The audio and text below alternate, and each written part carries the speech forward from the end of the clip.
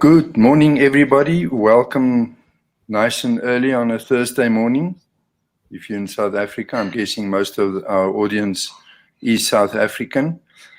Very happy to have Kobus with us. I'm sure you all know who he is and what his story is. But this is Kobus. Welcome. Thank you very much, Gerard, and thank you for everyone taking the time to be here this morning. Apart from changing the time from last week to this week, and for those who had questions, thank you for understanding, and thank you for going to fill in the questionnaire. It gave me a lot of guidance, and it's going to help me to assist you today. For those who are in businesses, everyone is in different types of businesses. So thank you.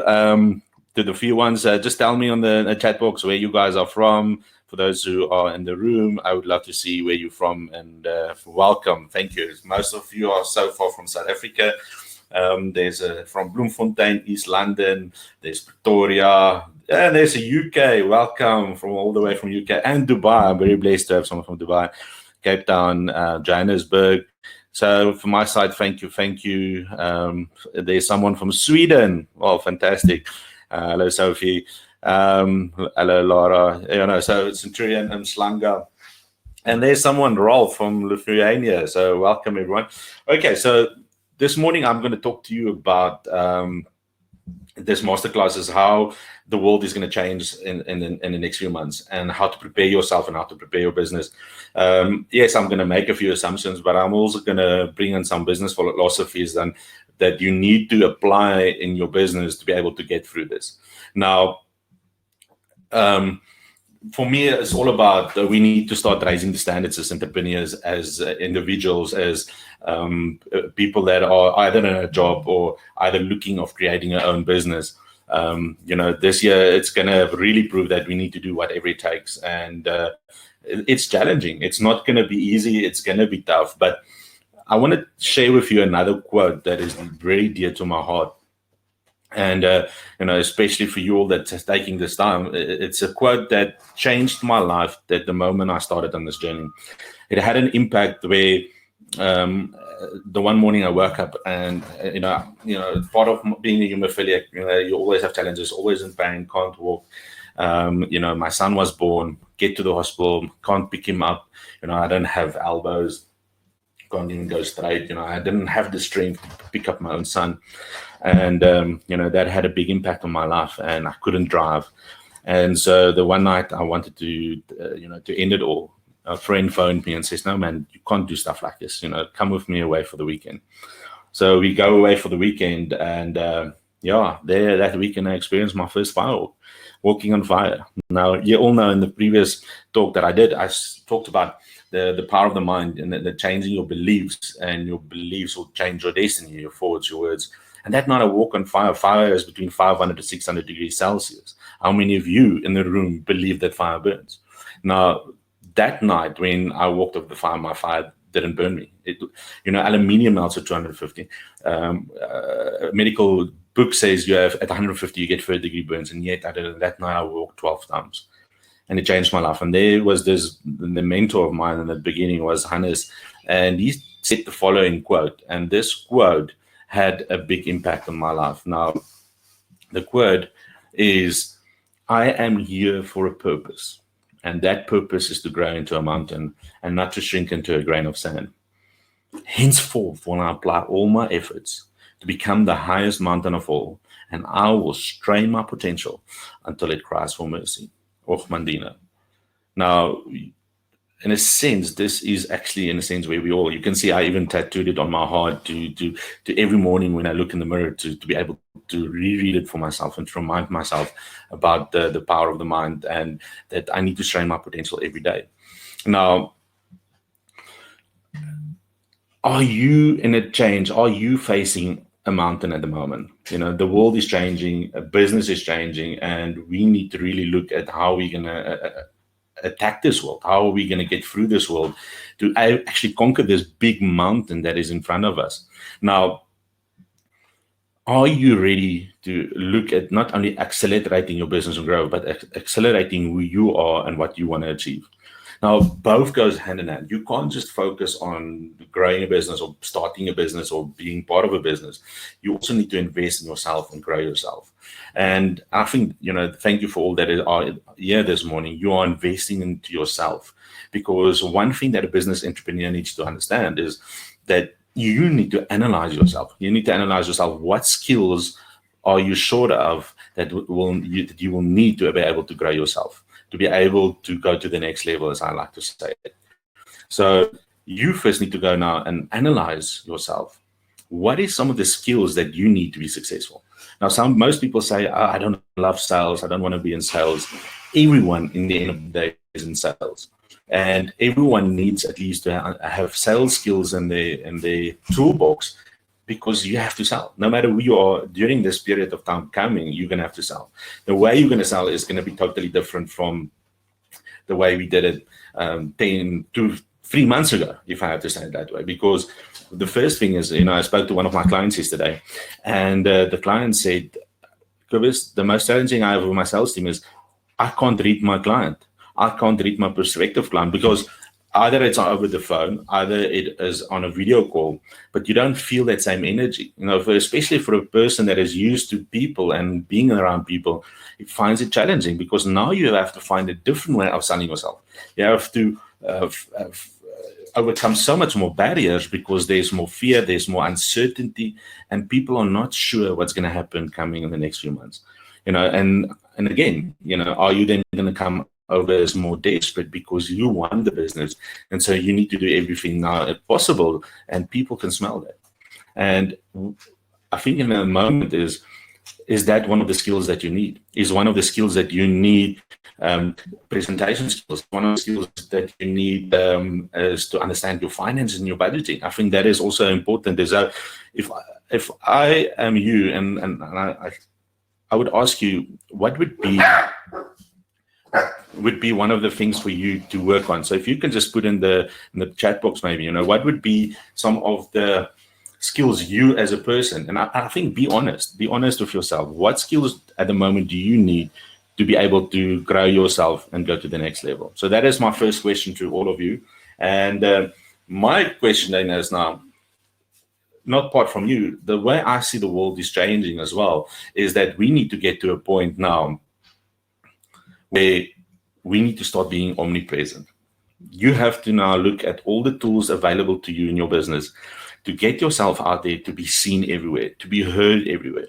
That you are being perceived as the go-to company, the go-to person that has all the knowledge and has all the skills. Just think about the people. If you think about hamburgers, who do you think of first? You think of either McDonald's. If you think about soft drinks, you will always firstly think of Coca-Cola.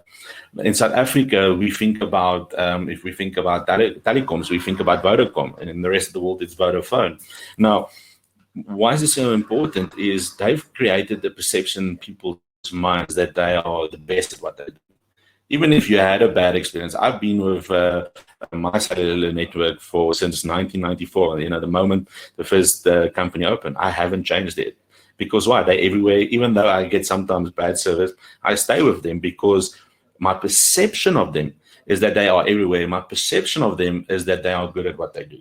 And so that is one thing as you that you need to understand, is that your name is important. Now, I'm talking about two different names. There's your personal name, who you are and what you do, and then there's the name of your company. Now, my father used to say the only thing you have in the world is your name. But if nobody knows your name, does it matter? And so in this period of time, luckily we have social media and social networks available to us to be able to get our name out there for people to know who we are and what we do. Now, there's two ways of it, and I said it in the beginning. There's your company name is important, but most people are not sometimes as connecting with people.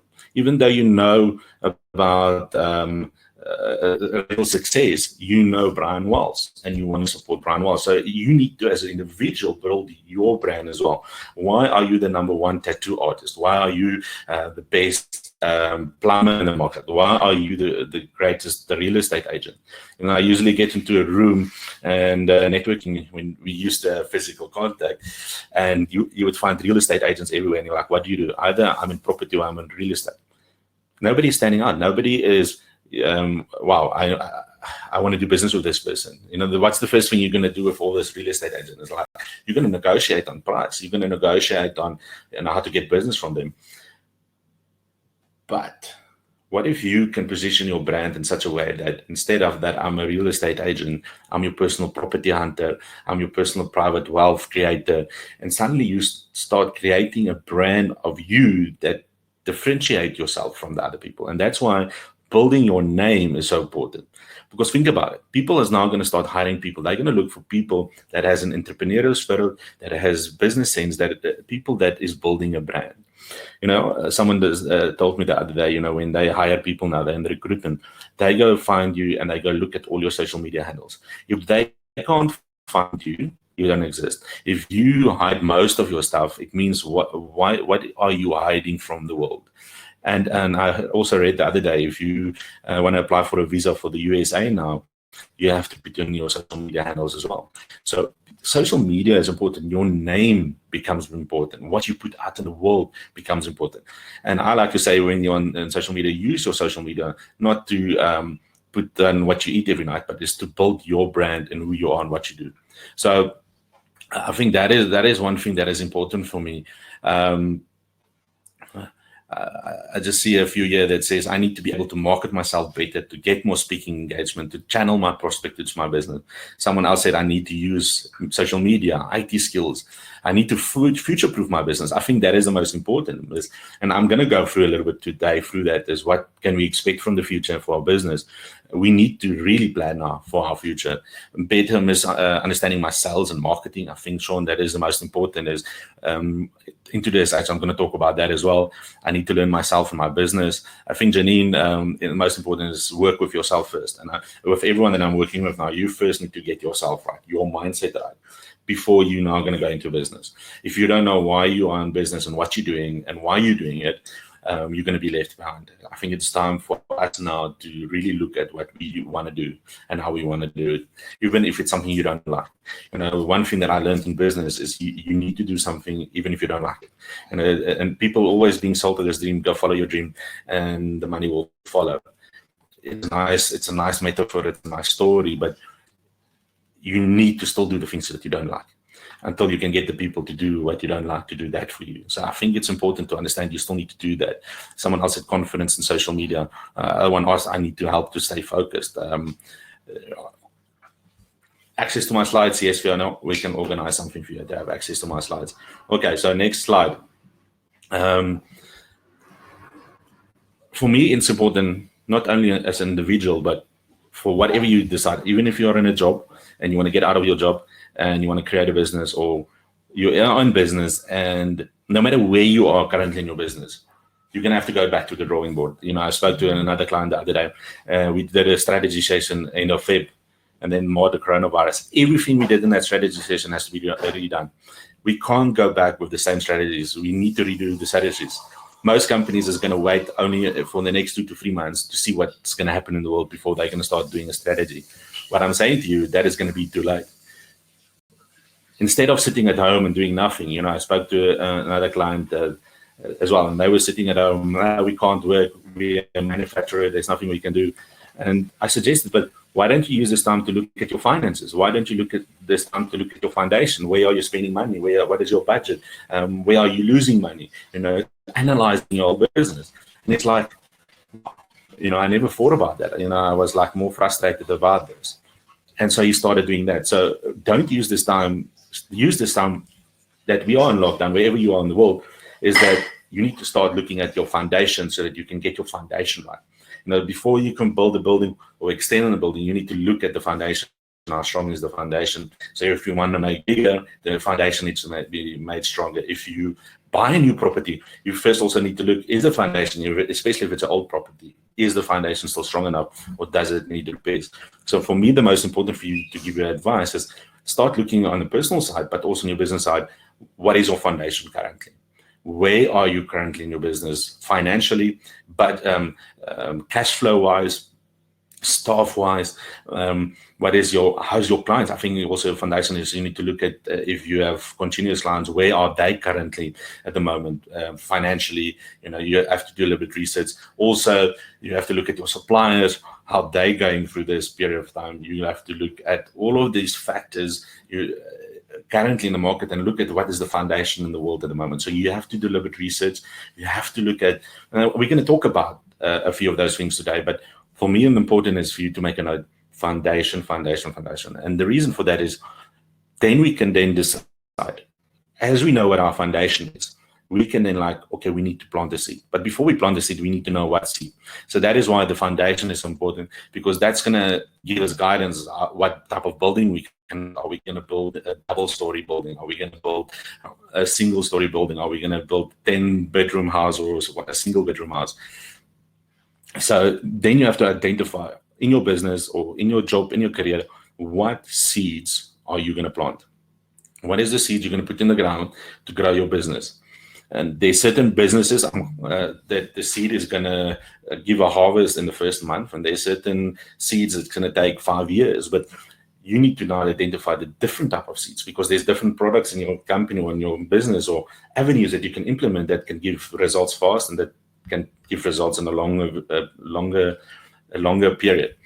So when you identify your seeds and what seeds you want to plant, the most important thing is now to be consistent. No matter what challenges is up in the front, you need to assume that the world is going to be different, and you need to go look at all those assumptions. You need to go do research, and then you have to now look after your seeds. You have to caress them. You have to how can I say, water them. You have to give them fertilizer. So it's going to become a consistent process.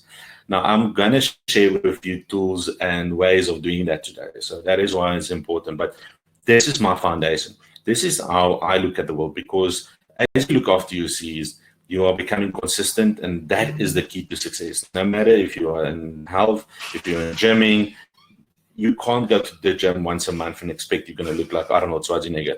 You have to be consistent in applying the strategy every day. But there's a secret to that as well, and I'm going to share it, and that is about analyzing and constantly steering your ship so that you can still reach your destination and target. Imagine the world going forward now is like being a captain of the ship. You can't just put it on autopilot and expect that it's going to reach its target. You have to constantly adjust it and changing course a little bit by little bit to be able to hit the target at the shortest period of time. So that is going to be the key to success going forward. And then, everyone, no matter where you are sitting now, you're going to sit in a few months' time and you're going to look back and you're going to say, I'm reaping the harvest. It was that day, that webinar, that masterclass that I was with Cobus, that I sat down and I reaped my harvest. I planted the seeds. I looked after the seeds. Some seeds didn't grow, like any farmer would know. But certain areas, if you looked after your seeds, it will grow. You've looked after the pest. You've put on chemicals and everything for the harvest to be able to become a harvest. And I think that is important. So wherever you are in your business now is, I think the one most important is now to analyze your whole business, is to analyze every area of your business that needs seeds. Now, I like usually to maybe use the wheel of life. The wheel of life is as every area in your life. There's also a wheel of life in business. A wheel of life in your personal life can be health and fitness, family and entertainment, business and career, finances, spiritual level, and contribution level. But also in your business can be your product, your pricing, your marketing, your finances, your goals that you have. Where do you see yourself in the future in your business? Staff, employment. I think you need to look also in all areas of your business as well. What is the foundation and what is it you want to achieve? Because that will then give you the seed that you need to plant to be able to achieve that. And I think that is important. Next, let's come to the reality of where the world is. And I'm going to go through this, and you're gonna be afraid, and it's going to be challenging. I went to climb a mountain called Kilimanjaro, and I did it with my crutches, and I did it in pain. The mountain was my coronavirus. this coronavirus and lockdown and the impact it's going to have on the economy, no matter who tells you be positive and be nice, yes, positivity helps. But what I'm saying is life is going to be different. People are going to lose their jobs. Businesses are going to close down. The landscape of how we do business is going to change. The way we interact is going to change. And if we don't prepare ourselves now, we will not be ready. If I didn't prepare myself for climbing that mountain, I would be dead. I wouldn't have made it. And I didn't make it. I only got to Stella Point and I had to make a call. But at least I had a goal in mind. I want to get on top of Kilimanjaro. Now, there is going to be times, and times are going to be tough. I'm going to be brutal honest. I'm not going to be putting honey around your mouth and say it's going to be easy. It's going to, just do this 10 steps. And as you apply these 10 steps, you're going to be successful. One thing that I've learned, especially in Africa, the way we do business in Africa is totally different from the way we do it in the USA and the UK. Some of some of the tools or the advice doesn't work where we are.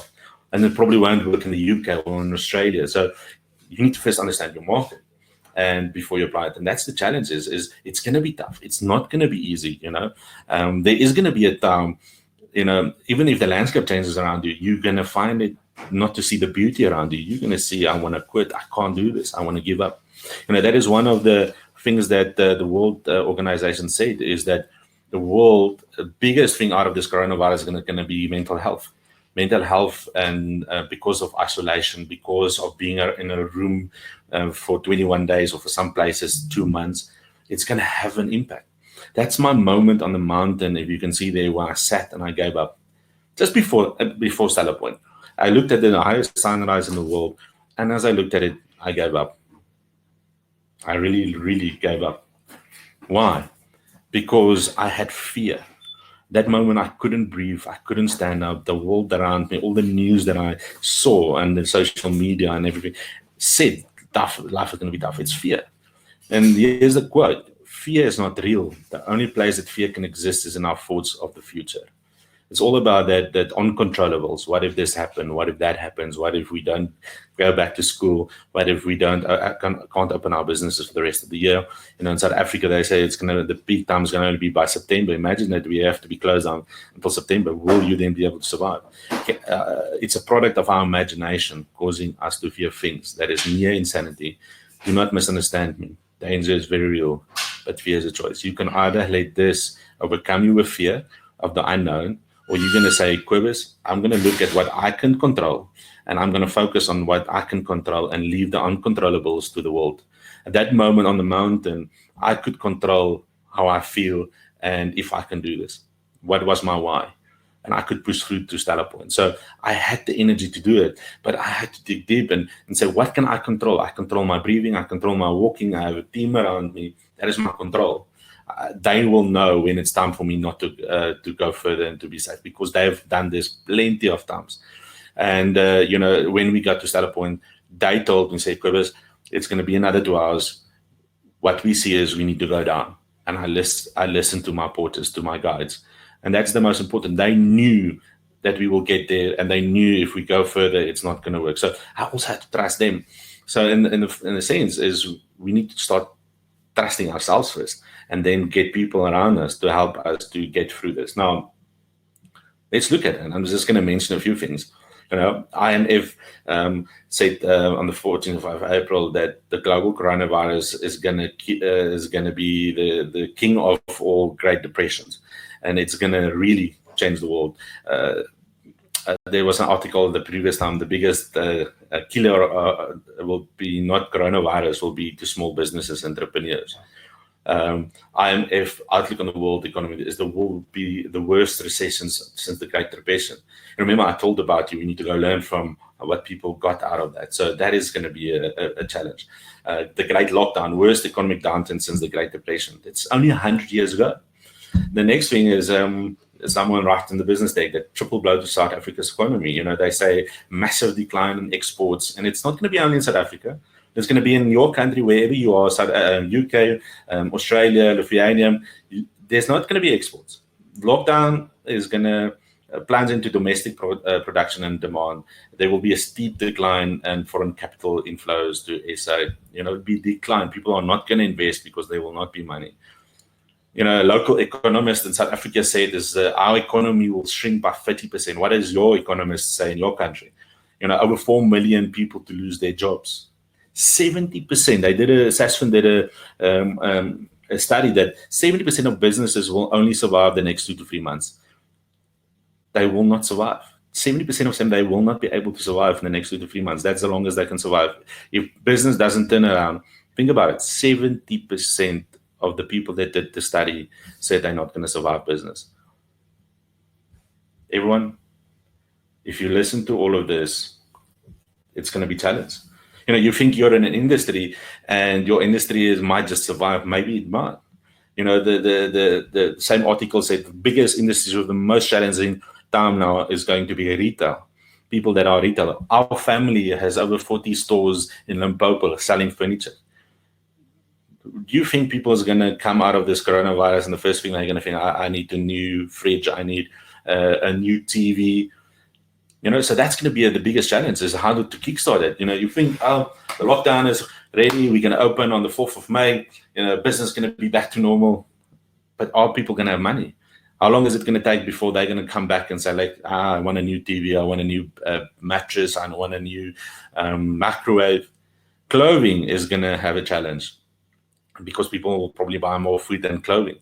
Tourism, if you're in the tourism and travel industry, it's time for you to start really looking at your market and how you can survive this, because it will be the strongest will survive. Those ones who are the most prepared and better planned will get through this. I can guarantee you, because this will pass. There will be a time for us to reap our rewards again. This is like, it's the same like, sometimes we get a drought season and you think it will never rain. This is the worst drought in the world. We will never get rain. And then the rain comes and then you say, wow, you forget about the drought season. It's like, wow, I think we will never have a drought again. Look at all of this rain. Look at all this water. So it is a season, and we will get through the season. We will conquer this. The next one, imports, especially in South Africa with the rand dollar, imports is going to be expensive. One of my clients is already thinking is, down from 14 to almost 20. He can't import at the moment because he will sell his old products. Yes, he will be able to sell it, but if he has to bring in the new products, the price will be too high. So imports will suffer. Manufacturing of certain industries that are not a necessity will also struggle. So the reality is, everyone, that business is not going to be the same. And thank you for those who've done the questionnaire online. It's going to give me guidance for you today to give you advice in your industry of how to get through your industry. Now, some of you said, just to give you all an idea which industries are on this call this today, that there's people that is in workforce management, electronic security, tourism, food supply chain, photography. I think is our friend from the UK that is in photography. There's gaming. There's people on coaching.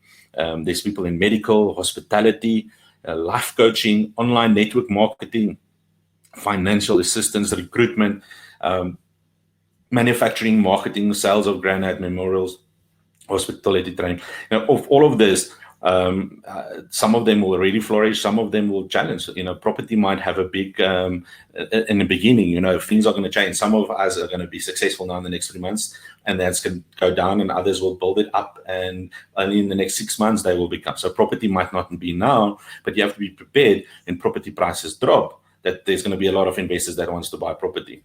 So food supply chains, food is going to be important, medical is going to be important, hospitality will be a challenge, life coaching, everyone's going to need a coach. Remember what I said about mental health, is the challenge is, will you be able to position yourself as an expert in your field to be able to touch on them? Online network marketing, everyone is online, so that might really help. But we'll go through this later. Financial assistance.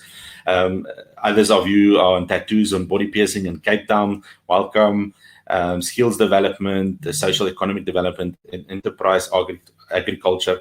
I think that is one of the industries that is going to flourish, as agriculture. So if you just position yourself correctly in market, you will be doing very good. There's health. Again, I said health is one of the industries that will really flourish, and you will see why I say that. Insurance will be important. Cryptocurrency will depend on which cryptocurrency market you are in. You can either play in the fear and it will grow and people are going to look for places to invest. People are going to look where to put their money. Retail, lighting and fittings, that's going to be a challenge. We need to look at your business and how to transform your business, how to, basically like body transformation of your business, because you're going to have to adapt. Not only sell it online, but find different way, think out of the box and how to sell your lighting and fittings. Recruitment is going to be on the up. People are going to look for specialized people. So it's not going to be just your normal recruitment. So people that can specialize in the recruitment and find the right people is going to be successful. Financial services will be on the up. There's medical weight loss. I think weight loss, especially after this lockdown, people are going to pick up weight. And even though they said, gym at home, most people are still eating, because the biggest thing about depression and mindset and everything, people start eating. It becomes a comfort thing. In South Africa, you can't smoke, you can't drink. So what is the first thing they're going to replace that with food? Financial and legal services, that is going to be very big, especially if people are not going to be able to pay their bills, and debt rescue and people being paid, not being able to pay their services, and legal services for finances, for job losses. So that is a market that's going to be up. Selling your products online through an online marketing platform, I think that is one thing that you need to research. What product are you going to sell, and to understand the markets. If you're going to sell in Africa, you can't sell the same way. Most people in Africa don't even have a credit card. How are they going to do online payments? You can't sell them in dollar. They won't be able to pay because they have to have a letter from their accountant and bank, and they have to have a letter from you why the money going into dollars and out of the country. So you need to find different ways of marketing in Africa if you're going to market in Africa. In South Africa, even though most people have found, most people still don't trust online and buy online. You that are here this morning are people that invested in themselves to be here and put the money. You've tried this before, so it's easier for you to invest and buy a masterclass. But for other people that are now new to this online, they're going to think twice before they're going to buy. So you need to understand the marketing behind it, which market you are focusing on. Online will be is still I believe still in a growing phase in Africa, but for the future it will be a big place to be on. Retail, they sell a Vodacom. So I think retail, you're going to have to, apart from what Vodacom does, think about this. You're going to have to be at a point where people come to your Vodacom store because of your staff or because of you, because of the brand you've built up, because of you. I think about it. I go to a restaurant, even most people don't want to go to that restaurant because of it. It's a franchise, and something negative happened about that franchise. I don't want to call names now, but there's one of those shops or franchises in our area that I still go to. Why? Because the manager comes having a conversation. He makes sure that your food are good. He makes sure that you are happy. I go back for him. I don't go back for the name of the franchise. I go back to support him because I've built now a relationship with him. And so if you are in retail, you now need to look at how you're going to build a relationship. Remember, people are going to come out of isolation, and the first thing they're going to look for is they want connection. They want a relationship because they've been stuck in their house for how long, and the only way of connecting was on social media. They want someone that cares for them, that worries about them, that goes the extra mile for them. I think that is one thing that is important. Then there's the biggest challenges that you all said, for those who did the questionnaires, is marketing. I think if you realize that, that's a good step to realize that now, that marketing is going to be your biggest challenge. For you, is your biggest challenge. Marketing is the most important of any business. You can look at your figures will be connected to the amount of money and effort you spent in your marketing. But here's again, the right marketing, not marketing like a shotgun everywhere. You need to be laser focused and target focused. Motivating your sales team in this lockdown. I've been doing a few of my clients' motivational videos on a Monday, sending them Motivation Monday to help them to be motivated. Because some of them are sit at home, they don't know what to do. They sit stuck because their job, they have to work with their hands, or they are technicians and they can't go out because it's not a necessity. They're sitting at home doing nothing. Some of the people, sales staff, are sitting at home doing nothing. The admin staff, the receptionists are sitting at home at nothing. And now these companies are thinking, maybe we should, retrench of our staff. But here's the thing, it's not about motivating your staff. It's about giving them. If you do nothing and you sit the whole day, you become lazy, you become depressed, the only thing to keep people going is to not only motivate them, but is to give them goals, is to give them tasks. So what I would suggest for those who have that challenge is that they need to market your business now. You need to train them in marketing and strategies and say, this is the strategies we need you to implement during this time. There is free strategies. There's LinkedIn, there's Facebook, and just a few things they can do. They can help your business grow. I always say, one thing about social media is algorithms.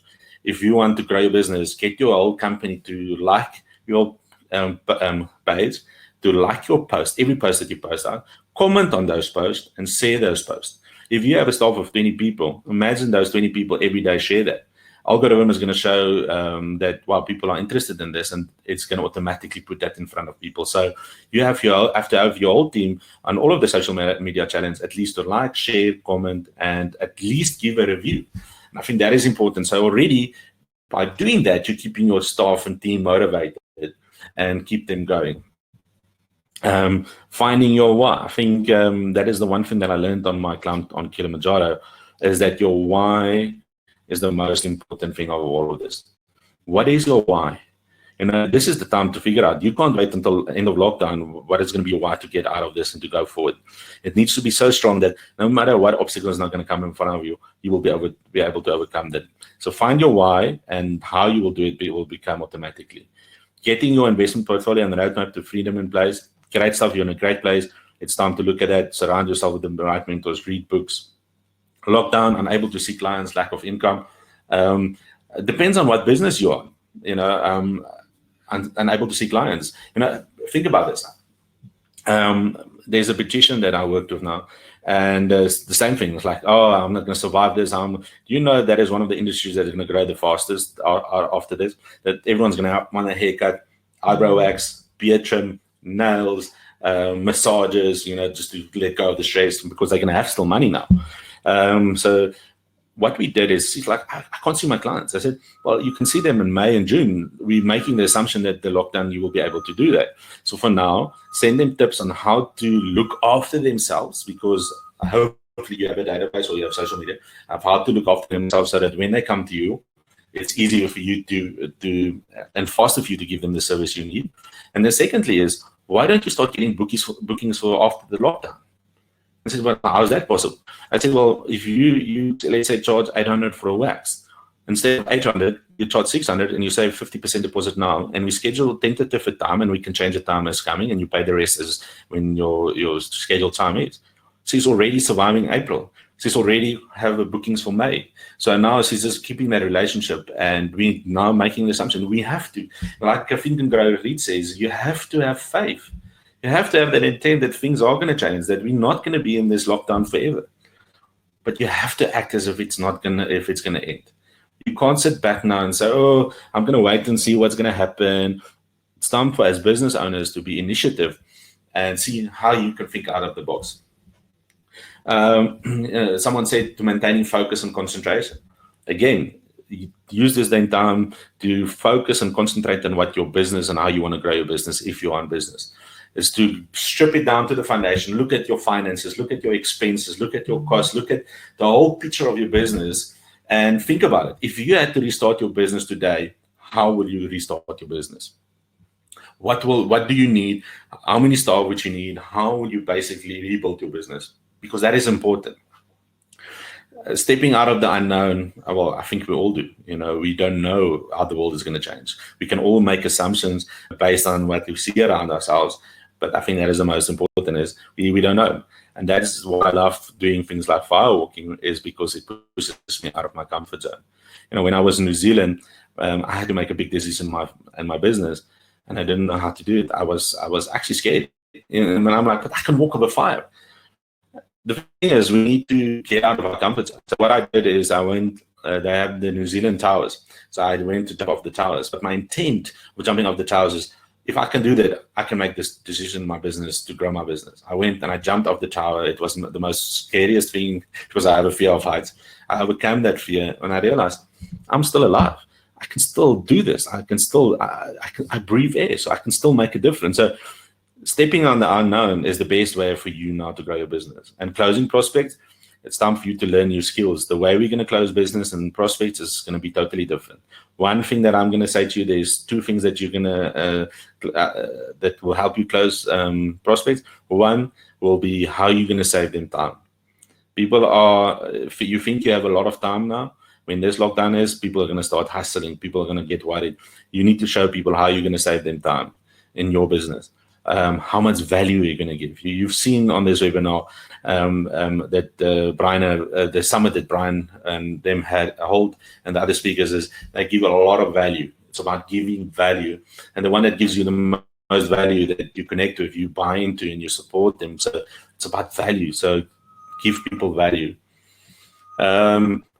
Karen, another one's biggest challenge is to know where to start and how to get people to buy my services. Reaching new clients, my clients is data. So to know where to start and how to get people to buy my service is first, who's your people? Who's your target market? Do you know who your target market is you want to target? And you need to then realize, where does this target market hang out? Are they on Facebook? Are they on LinkedIn? Are they maybe who do they buy from? Maybe you can then connect with those people they buy from and say, look, my target market buys from you. Is there a way we can create an affiliate or a joint venture so that I can market my services to your client? You make money, I make money. At the end of the day, that's how we grow our business. It's the same with reaching your clients and dentists. You need to now look at who can you market? Who has a database for dentists? Where do dentists buy from? How can you support and give value to dentists? Is dentist on LinkedIn? Are they on social media? Are they there? So I think the most important is, who can you connect with? I have a connection that services not only dentists, but all the medical professions in the country, because they do their software. And because of the equipment they need. So he has a big contact base. So what value can you give to a guy like that to be able to market your business to his database? Attract coaching clients? Well, it's not about attracting coaching clients. It's about giving value and content. I think people need to be connected. You on this webinar masterclass this morning because you connected with me when I did my talk. There was something about me that you said, I want to come and invest time in Cobus and I want to learn what he knows. So it's about value. People come to you. You need to become like the purple light. You know, in South Africa, we have a purple light that attracts the insects. You know, you don't want to be bothered by them, so you put a purple light on that zaps them, so they fly to it and zzz, zzz, and so you get zapped. So you need to become that light. You need to attract the people to come to you. So that, again, like I said in the beginning, brand building and awareness. To get more people to at least look at an opportunity, retention of old clients. Retention of old clients is, like I said in the beginning, you need to now research on your client, your old clients. Where are they currently? Are they closing down? Are they still in business? And build a relationship with them. Lack of incoming business, connecting with the masses. Financial security, building a community, building confidence in my story business, getting the right clients, confidence in my ability to not fulfill the expectation but exceed it. I think, like I said in the beginning, you know, this is going to be a tough time. So financial security is not going to be there. You now need to turn around your sense, but I'm going to get there. I think as I go, you know, I can go a bit deeper. You know, you've all said process, marketing, going online is biggest challenges. Limited knowledge of using social media to effective connect with potential associates. Thank you for sharing that. At least you are realizing you have a challenge. You know, some of you said, nah, no challenge, no challenge. And there's some of you that realize I have a big challenge. Using platforms for marketing. I hope you all watch the videos that I sent out in the questionnaire that gives you a little bit in-depth guidance about the different marketing platforms to use. Turnover, profit. I always say, you know, it comes down to how much money you have in your pocket. I think also after this lockdown is, are you going to be the dollar person that's going to want to sell to 1,000 people and make money, or are you going to just target the small area and make big profit on a small market? So it all depends on your market. I think there's more stress in chasing turnover than chasing profit. Lack of self-belief, confidence, little voice. I gave you all my free my 2 books that I co-wrote with Renier Horn. That will assist you to be able to conquer that. Getting my name out there. We talked about it, sales and conversions. Now, there's the last one, time management, limited time working, maintain excellent service and accountability, more leads, converting time. You all see, most of you have the same challenges, and we all have challenges in our business. Now, for me, the most important is, how can we get through these challenges? Now, I just want to see which is the next slide. I think here's the last. I think this is the last one. There's more. But I'm not going to go through all of them. I think you all can get the gist of it, that we're all facing challenges in our business. And the most important is, no matter who you are, fear is not real. The only place that fear can exist is in our thoughts of the future. It is a product of our imagination causing us to fear things that is near insanity. Do not misunderstand me. Danger is very real, but fear is a choice. You can either be overwhelmed by all of these challenges and all of these fears and look at this world doom and gloom and say, I actually get goosebumps now thinking about it. How am I going to survive? How am I going to support my family? How are people going to survive? I don't know. Or you can say, but what can I control? That is out of my control. I can't tell the government now to say to uplift the lockdown. But what I can do is I can have faith. Go learn from the past. Go learn from. That's one thing that stood out from Think and Grow Rich is have faith. Unending faith that things will change. Have an intent. Go out and see the world as if it's going to change, and see the way it's going to change for you. And that is why it's so important is those who are ready to jump out of the springboks first. It's a beautiful picture. Are you the first one going to be out of it?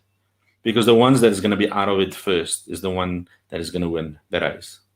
You have an amazing time now in this few weeks or month to look at your plan and relaunch yourself, relaunch your business. The ones that is going to wait to see what's going to happen in the world until next month, it's going to be too late. If you don't do conferencing calls with your team, with your shareholders, with yourself, if you're not prepared and seeing where the world's going, you're going to be left behind. And that is my challenge to you. Do you want to go and win? Because most of you said in the questionnaire that did the test, said they will do whatever it takes. Some of you said, I will do it, but I need guidance. Now, this is a start. Let's do this. Who's ready with me? Are you all going to now let this crisis give you an excuse to be mediocre? Or are you ready for the opportunity for excellence? So for those who are in the group, just tell me, are you ready? Are you open to growing yourself? Are you open to start looking at the world differently and start thinking out of the box? So let me quickly show you a video while I'm there, the importance of thinking outside of the box. And I need to challenge you this because it's time for us to look at the world differently. So let's see if I can play it.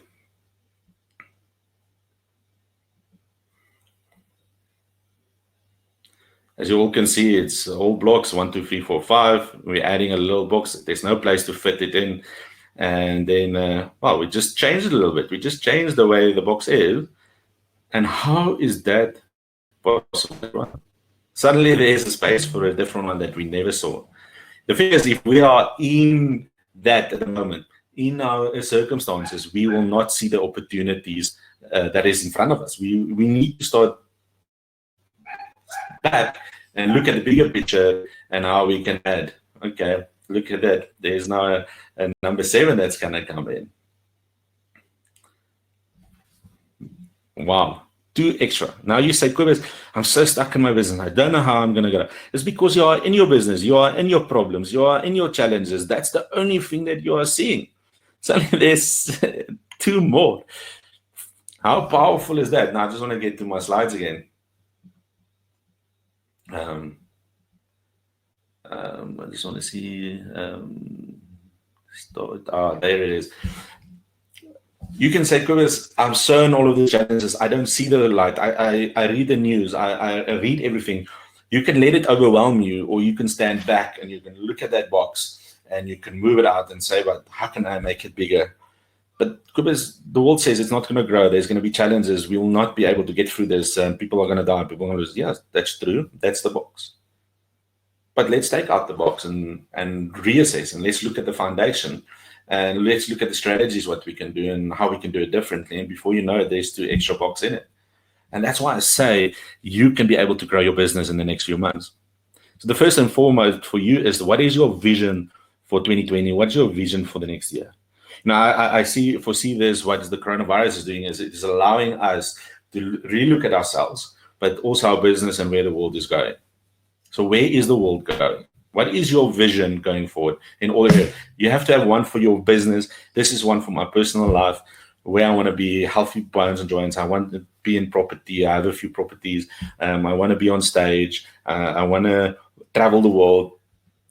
This is my vision for myself. So what is your vision for you, and what's your vision for your business?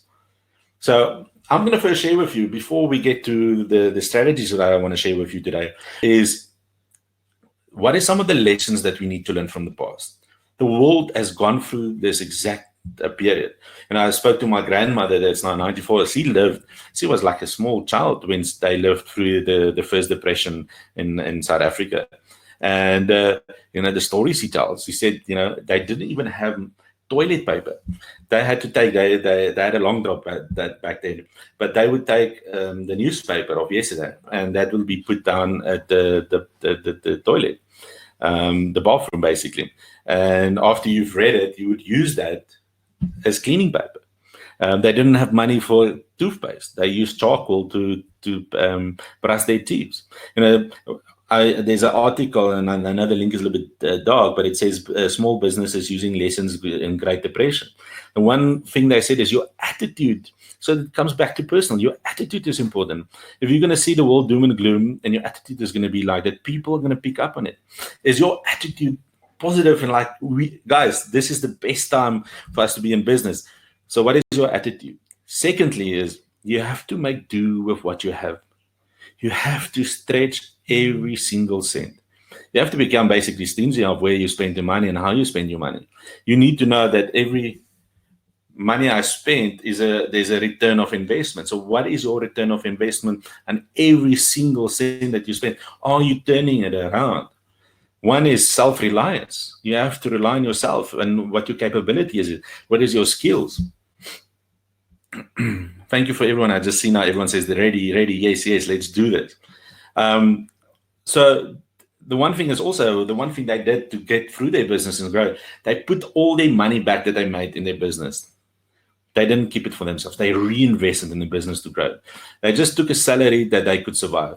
And then the one lady says, we reinvested in this business constantly, even when absolutely we didn't have to. Another lesson my mother taught her was that never neglect business insurance payments, especially during this time. I can't speak for all of the countries, but I know in South Africa, one thing is security and insurance is going to be very big. And the reason for that is there's going to be a lot of people on the street that's going to be hungry. And it's just an assumption I'm making. I'm not saying it's going to happen like that, but people that are hungry will do anything to feed their children, even if it means stealing, even if it means. So in business, insurance is going to be important. You don't know what the landscape is going to happen, and that is in a sense protecting your business. So, and that's a valuable learning. We just know in our business in the last few days, they've already broken in and stolen stuff. So they've already broken in 2 of our workers' houses in the last week. So people are hungry. They're going to take stuff. The next one is to be always flexible. Keep being flexible. Don't be rigid in your ways and say, but Kobus, it's worked for the last 10 years. It's going to work. I know. I've been in business for, like my dad sometimes says, I've been in business for 40 years. You can't tell me anything. But now he's open to it. But you can't be that rigid anymore. You have to be open to yourself to say, but how can I adapt to this process? Have a backup plan to cover emergencies. One thing that my dad says that his dad taught him growing out of the depression areas, he said, always, my son, never make debt. Always save. My dad and his business is getting through the business now because he saved money. I have a friend that is on the call now. She's surviving this because he doesn't have any debt. She survives on a savings. She taught me a valuable lesson when I met her, and she said she has a debit order going off every week of 500 Rand. Now that is about $50 from, well, less than $50 for those from overseas, but every single week. And that money was enough for every year to go overseas on a holiday. So, and that is money that when the car broke, to fix the car. So by saving, and I think that is the one biggest change, that if you can adapt that now, save and get your debt as low as possible, the way you're going to be, you will be more successful than most people in the next 2 to 3 years, if not less. So that is what your focus need to be. And the next thing is you have to cross-train all of your staff. Your receptionist needs to be your marketer, needs to be your salesperson as well. You need to cross-train your staff that they can be, that different people can wear various hats if needed.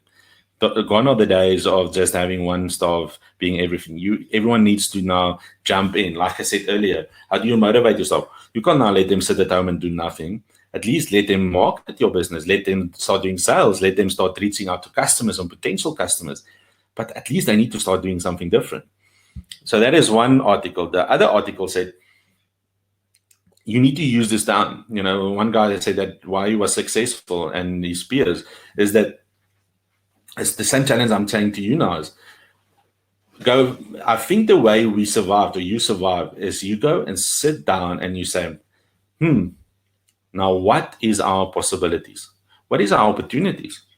What is our options? What can we do? You know, if you look at everything that is black around you and you look what everything is black, black, black, and you close your eyes and I'm asking you, okay, point out to everything that was yellow. You're going to think twice where everything is yellow because you would just focus on the black. And that's why it's important. And so if you start saying, okay, let me sit down and put the whole market where I'm in business and let's pull it apart and start like, where is the opportunities? Let's look at my customers. Where are they struggling? What is the opportunities in that market? Maybe it's not my market, but I'm in a business industry that I can outsource. You know, like let's say I'm an IT hardware, but I know people are going to need software protection because of malware and phishingware. So it's like, okay, so I can extend my business. There's a gap in the market that I can add to my business. There is an extra add-on that I can sell to customers. So I'm bringing more value to my customers. I think that is important, is to give value. Someone just said, yeah, all bad debt. Yes, if you can leverage and capitalize on greater returns with requisite caution, the debt can help you quit a few notches ahead. Definitely, Christian. I think people are going to go into more debt, but that's also going to create more opportunities. I just say, as a business owner, you need to now leverage. If you want to survive, a few of my clients that are surviving now, some of them can survive for the next year. The only reason is because they've been saving and their debt is not a lot. I have one client, you know, he was always told, take a second bond on your property and buy more property. Do you know how big a problem he would have been today? Out of his 65 properties, he only owes on 5 properties. Only on 5. The other 60 is going to pull him through now because if people are not going to pay, he doesn't owe anything on those properties. So you have to manage it. But I think for going forward, that is something for you all to think of and to look at. Another lesson from the past is the one thing you should not be doing is cutting back on your marketing. You know, everyone asked earlier, you know, Gobes, you know, we're struggling with marketing. Well, during this period of time and in the 1950s, this was one of the biggest lessons. Don't cut back on your marketing. Other businesses will go silent and misguided attempt to save money. You know, that's going to be the first place where people are going to save money. You should be taking advantage and spending the same, if not more, than what you have in the past. So wherever you're going to save money, that's going to be extra money now for you to put in your marketing. But here's the thing is, if you don't know marketing, which marketing? And I think that is the one area that everyone needs to upskill. And I do short courses on that where I show you how to use marketing. And I know Brian and them have a lot of guys on the team that also are experts in marketing and marketing online, etc. As other businesses go silent, yes, companies who have cut back on their advertising can run the risk of looking like they have fallen to depression. Everyone, I'm not saying this. This was said in the 1950s. There wasn't even social media out there back then. And they said this, you will look like a company that are defeated and that you are giving up. Or you can become the company and say, I am going to put money on advertising. I'm going to be omnipresent. I'm going to build not only my brand, but my company's brand, and people is going to be flocking to me because I'm going to stand out. I'm going to be the guiding light for all the customers out there because they're going to like, these guys have a dream. These guys are optimistic. These guys are positive. I want to do business with them. So learn from the past. Everyone, the past repeats itself. Here's some other lessons. And I've just brought it in because in South Africa, it's really true. But the industries that grew it skyrocketed. in the Great Depression and after actually the Depression was candy, cigarette, well, candy probably because of sweets, you didn't have sweets at home, cigarette, alcohol, because why? Example, alcohol. Alcohol was banned in the 1920 to 32 after the Spanish flu and in the Great Depression. What is happening in South Africa? Alcohol is being banned, cigarettes is being banned. People think they're going to be healthy. Guess what? The moment that is going to be uplifted, that is the market that's going to skyrocket. Everyone's going to time for a barbecue, and what do we need? We need alcohol. And what alcohol for most people come with is cigarettes. So another thing, I just brought this in when I saw this. There's someone in the school that is a tattoo artist. The one thing after the Depression that skyrocketed, it was tattoo removal services. Because why? It's because people were laid off because of the recession, and workers needed to look more professional in interviews. Now, I'm not saying this is going to happen again. I just thought it was funny to bring it because the world has changed and people will probably not remove their tattoos. They will probably get more tattoos to remember the coronavirus. So be ready for that. The other businesses that grew a lot after the recession is discount retail, discount shops, your $1 store, your second-hand stores. I can foresee even pawn shops coming back. Pawn shops is where people that need money, so they could go pawn off their furniture and everything they have, so to just generate cash flow. And maybe that's where you are currently, and you need some money, so you need to let go of some of your resources. Do you really need that TV? Do you really need it? Do you really need that satellite dish? Maybe it's time to let it go and use that money towards your business. How badly that you all said, I will do whatever it takes. The biggest growth areas also will be IT. My one client that's in IT said they can't stop. The business is flowing in. IT is people. Everyone wants to work from home, but they have no system plan. Everyone wants a server now that is accessible from home because most companies didn't. It was all of these authentication and all of these protection for people to connect it, and they had to be in the office to be connected. So that is changing the landscape. Software design, development, networking systems, software, cloud computing, cloud sourcing, fiber installation, healthcare. This is all industries that in the 50s grew. And if you all just sit here, you can really look at it and say, what's the possibility of this growing again? What is the possibility of this industry is also skyrocketing? And I'm just sharing with you this because, if we want to learn how to survive Corona and lockdown, we need to look at in our country in the past how people survived that and got out of that. What was the industries that grew the fastest?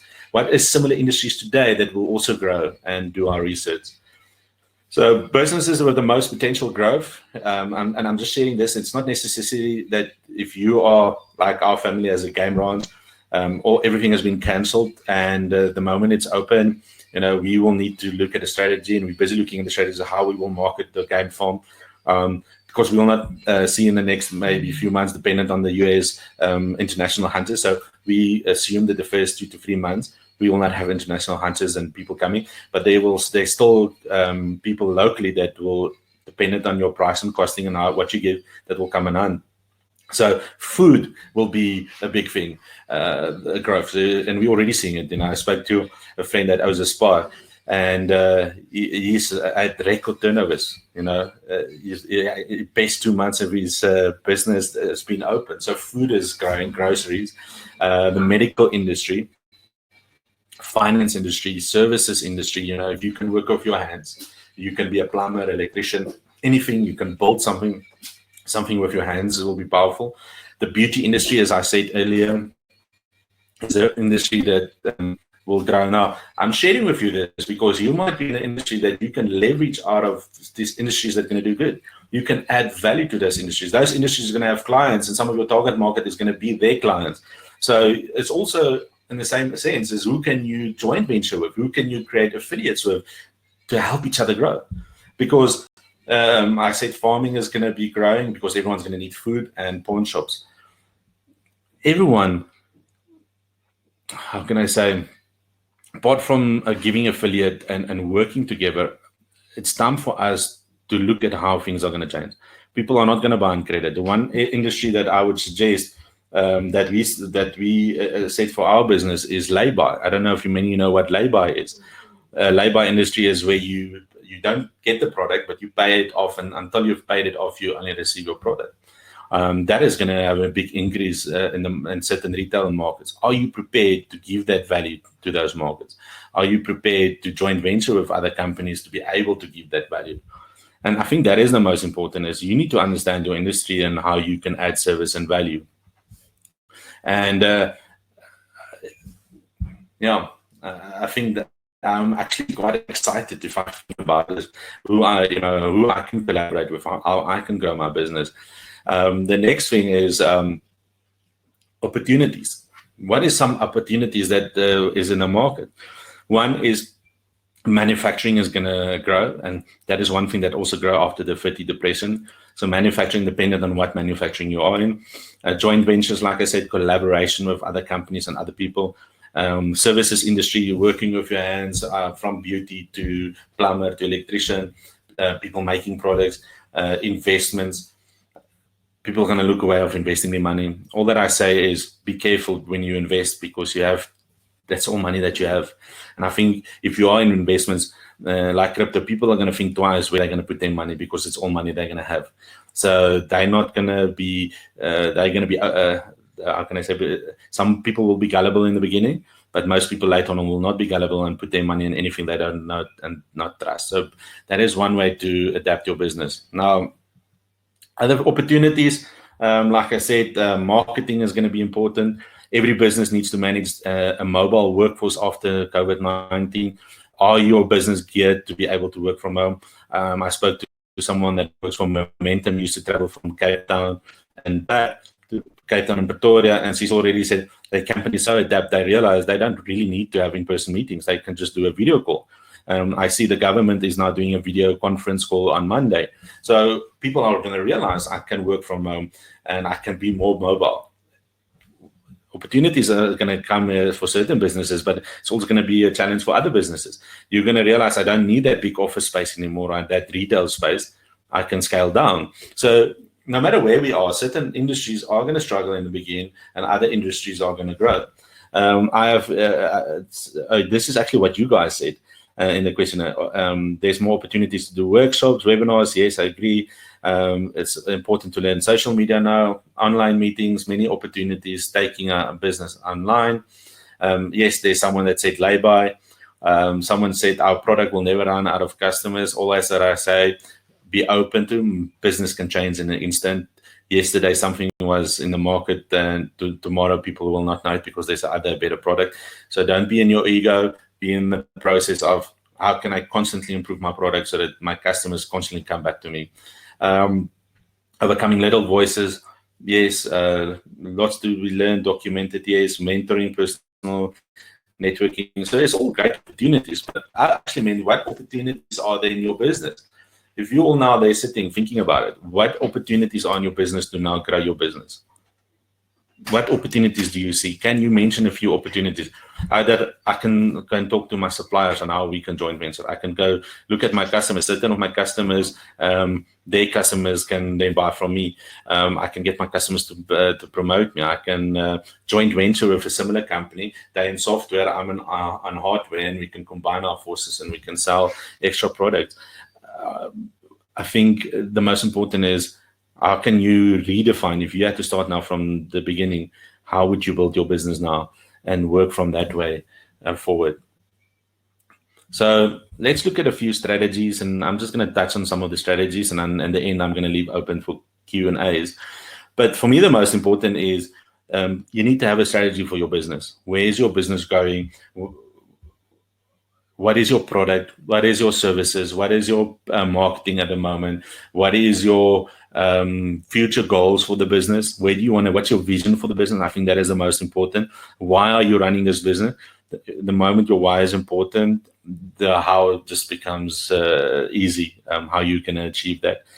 For me in business is also, how can you then create that perception that you are the best in the market? Like I said earlier, is that you need to stand out. It's not only more about your business. People want to connect with people because they've been isolated. They're longing. We're not going to, I heard someone say this morning, the way we greet each other is going to change. We're not going to hug. We're not going to handshake.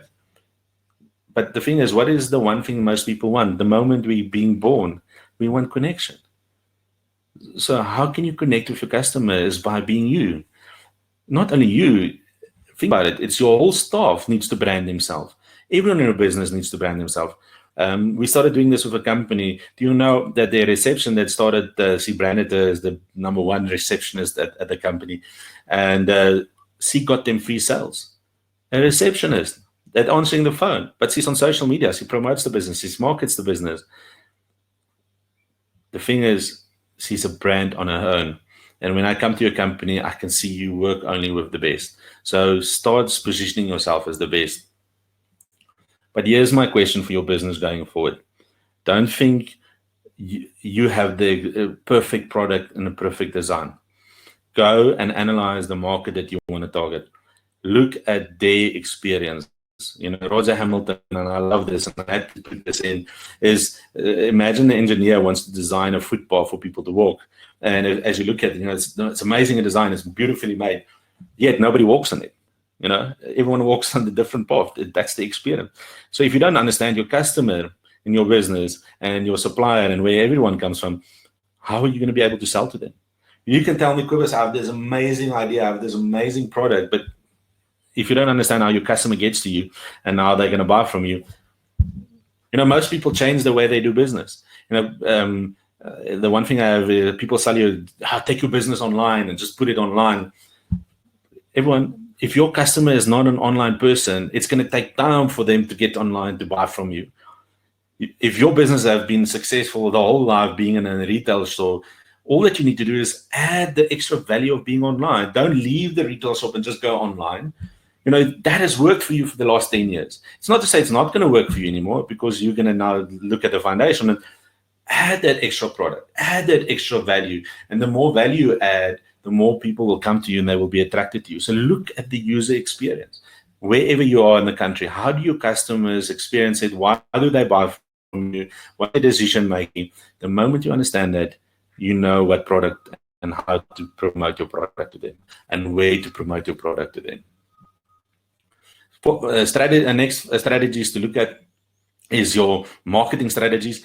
What marketing are you in? What platforms are you on? I think you know, there's different types of media and marketing. There's earned media, you know, and this is the free one. This is where people share your social media, your link, your articles. This is where PR comes in, publicity. You know, I was on UFM contacted me last night, and I was on their radio station. Last Friday, I was on Two Oceans Vibe radio station. And the reason for that is they contacted me because of mental strength and how people can survive through mental health during this period of time. And by Googling, they got to me and they reached out to me. So that became free publicity. Now, I also call that newsjacking. If you put articles and you brand yourself in a sense in the industry, people are going to reach out because in that time, that's what everyone searches for. You know, the one client when there's coronavirus, they're in IT and they do IT protection. They started producing articles and saying, are you coronavirus prepared in your company? And because it was the beginning of the coronavirus, people clicked on it because people are hungry for knowledge and info. And when they open it, it's like, are your computers ready for the coronavirus? Are you ready for phishing, for malware, for antiviruses? Is all that up to date? And so in a sense, they use the coronavirus, and it also talks about virus, but the coronavirus for your PC and for your business. Is your business prepared for malwares, phishware, antiviruses, etc.? And so you use what's in the market currently. How can your business currently leverage from what's happening in the news? I have another client that has put out, you know, when this came out and before the lockdown, they're in occupational health and safety. They started creating a package. Are your company corona prepared? Do you know how much leads they got, how much business they got? Because they were now giving a product that the others weren't. Because people were like, oh, we don't know if our company is right. What does the legislation say? What do we need to not to do? Do we need to give masks and hand sanitizers? And what's nice, they could now come in and they created that package and they could deliver that service. So through what's happening in the news, you can adapt your business to sell to them. So this is one platform of media. The other platform of media is paid media. You can, this is where you have to pay for it. And remember what I said, don't slack on your marketing. You can also probably ask Brian and people that are on marketing, that the moment you start putting money down on marketing, you start seeing it in your figures. You start seeing it in your profit. You start seeing it in your turnover. I have this one friend, he spends about 80,000 Rand on marketing on a month. And the 1 month he dropped it because like, no man, my business, I get enough leads. And he stopped. And guess what? The turnover dropped. And he had to almost double the spend on marketing to get back to where he was previously. So marketing spend is very important on where you spend your money. Then there is own media. Most of you answered the question there, and most of you don't even have a website. And those who have a website don't even have a professional email address. It's still a Gmail address. And some of you don't have social media, and the social media they have, the last post, I saw the one social media page, the last post was like in 2018. And I'm like, that's why if you say you're struggling in business, that's because you're not utilizing that. Do you are hosting webinars like that? I think everyone is jumping on video calls, training online. So are you doing that? So what platforms do you have, and are you utilizing them? And I think that is the question in marketing that you really have to look, and you have to look at your whole business and that what marketing are you doing. The next is pricing and products. What products are you giving and how are you packaging your product?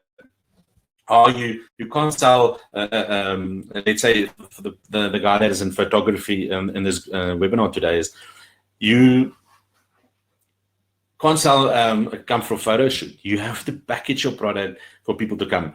You add that value. You come from my 5-star platinum photography session, and it includes the following, and you add all the value that they're going to get, and it becomes a package. And the reason for that is because now I can't compare that to someone else, because this is a package and a product by its own. And so I will not now necessarily fight you on price, because how am I going to compare that product? And that leads us to pricing. Now, there's one thing that if you become part of the process, is that there's something called pricing psychology. Now, I've seen there's a few of you on the group that sent me that are in real estate and that are on property. Now, let me show you what pricing psychology did. Now, if I had to ask a question, those who are on real estate and those who like property, which one would sell the most? If you have a 2-bedroom house and let's say it's valued at 350,000, will you sell it for 350, or what's the chances of selling it for 360? Now, they did a test in the US, and they said the more precise you are with your large numbers, the easier it's going to be sold. Now, they did a test where to 27,000 transactions, that the more precise the number is, the easier it sells. So the same property was in the market for 350,000, and yet it sold for 362 from another real estate agent. And the reason for that is because it was specific. People trust a specific number more than when it's rounded off. So, and that's why you still see, that's why prices is still 9997 and 9999 or 947 or 57. It's a number, and you say, but I don't want to get the change. If you go to the grocery stores, you need to get a cent change. Like, but I don't want a cent. Why don't you just keep it? But it's a perception. It's psychology they're using in their pricing. The next thing is motivating your team. I think this is the most strategy. You have to look at your team. You have to train your team, retrain your team, and they have to carry different hats. They have to do the sales. No matter how you can say, I'm just a receptionist or I'm just a technician. Unfortunately, time is going to change, and you have to reskill your staff to say, but this is not expected from you. You need to help promote us online. You have to market us. You have to look for sales and sell us. I think that is important, and then motivate them. Keep them motivated, because I know a lot of companies that's going to come out of this and say, no work, no pay. And now they have to come back to work, and they know they're not getting paid. They're only getting paid at the end of the month again for this month that they're working. How motivated are they going to be? So what are you going to do as a company to motivate them? Now, one thing that I say is, if you want to create a winning team of everyone working together, you have to have some rules, and I like to say a rule of engagement. What is your rules of engagement in your company? The thing is, the one client contacted me and said, Kobus, but my staff don't want to do this. And I said, but what is the consequences if they don't do it? He said, well, there's no consequences. I said, that's it. they just like, they see that nothing's going to happen to them, so why should they do it? And that's the thing, is can you apply consequences in your strategy and your business? If I don't market it, if that becomes part of my description as a receptionist, that I need to market this company, I need to share posts, I need to reach out, and I don't do it, what will be my consequences? Will I get a warning? Will that be enforced? So that is the most important, because I know the rules of engagement in the Springboks was no man are left behind. You have every person's back. But again, if you out after 9 o'clock at night, you're not playing the next game, finish and clear. You're not playing that game. So you need to have that rules and engagement where everyone needs to understand what's expected from them, but also what's going to be the impact. Oh, I see Gavin says, Cobus, I've always wondered about the weird pricing. Of course, the pricing is weird. You can go, there's a whole psychology that has been done around pricing. And that is so important. And I have the book about the pricing psychology. The next one is resources. Why do I talk about resources? While you're now laying the foundation of your business, go sit down and look at all the resources your business have. Resources, I'm meaning from physical resources like laptops, like intellectual property, IP, like I have a car, I have offices, what does my staff have? That is all resources you can tap in.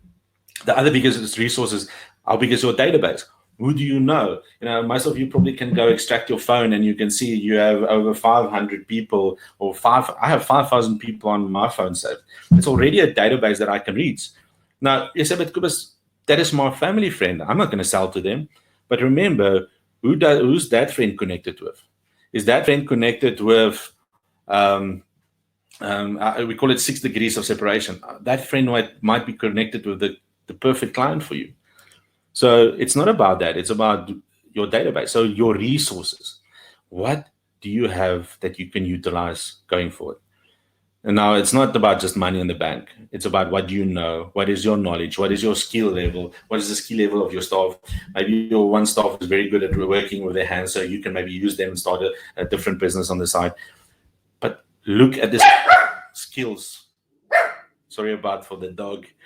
The next thing is analytics. Do you measure everything in your business? Do you have systems in place? And now is the time to put systems in place. A return of an investment. You need to know your numbers. You need to know where does leads come. Most people say to me, Cobus, I believe in giving out flyers. Flyers has worked for the last 10 years. And then you say, well, let's test it and see, let's run a test and say a call to action 100% off if they bring in the flyers, and you give out 5,000 and only 5 bring it in. Does it really work? So do you measure everything? Do you know where your clients come from? And then you say to me, Cobus, it's word of mouth. And then we do a test and then we realize, oh no, it's through your website, people searching for you. So it's not word of mouth. So you need to analyze it. And the most important thing for your business going forward is it needs to be a monthly and a quarterly, I think it's quarterly measurement on and looking at your analytics. You need to adjust your analytics. You need to adjust your business. Those days are gone where you do a strategy session once a year and think your business is going to survive the year. Next year we come together and we do another strategy session. Those days are gone where you're going to do marketing strategy and you can implement it and you're just going to leave it running. The most important is you're going to have to adjust it. Those days are gone where you do a website and after 3 or 4 years, I probably should redo my website. I suggest, an example, like with a website, it needs to be redone every 3 months. And the reason for that is because then you have stats and analytics to say, is your website working or not? Is your social media working? Is your marketing working? Because the most important is you don't want to waste time and money on areas that doesn't work. So that is, for me, is the most important for you to look at. Before I go on, I say, Sanette, sorry about it. If you are in a new business, what process do you follow to determine your pricing? Sanette, I think the most important is, before that is, you need to understand who's your target market. You need to do what is your pricing, what is your cost on your product. First, that's before you think of what your price is going to be. You need to lolook at your cost, all of your costs. I have a client that used to say, selling clothes, and they used to drive to Joburg, pick up clothes, and drive back to Polokwane to sell the clothes. And I'm like, do you work at your cost? What is your cost? Because they were very cheap, but they were not making money. And the thing is, they never included the transport. And I'm like, but why not? And it's like, but I'm going to Pretoria. I'm going to visit a friend, and while I'm there, I'm picking up the clothes.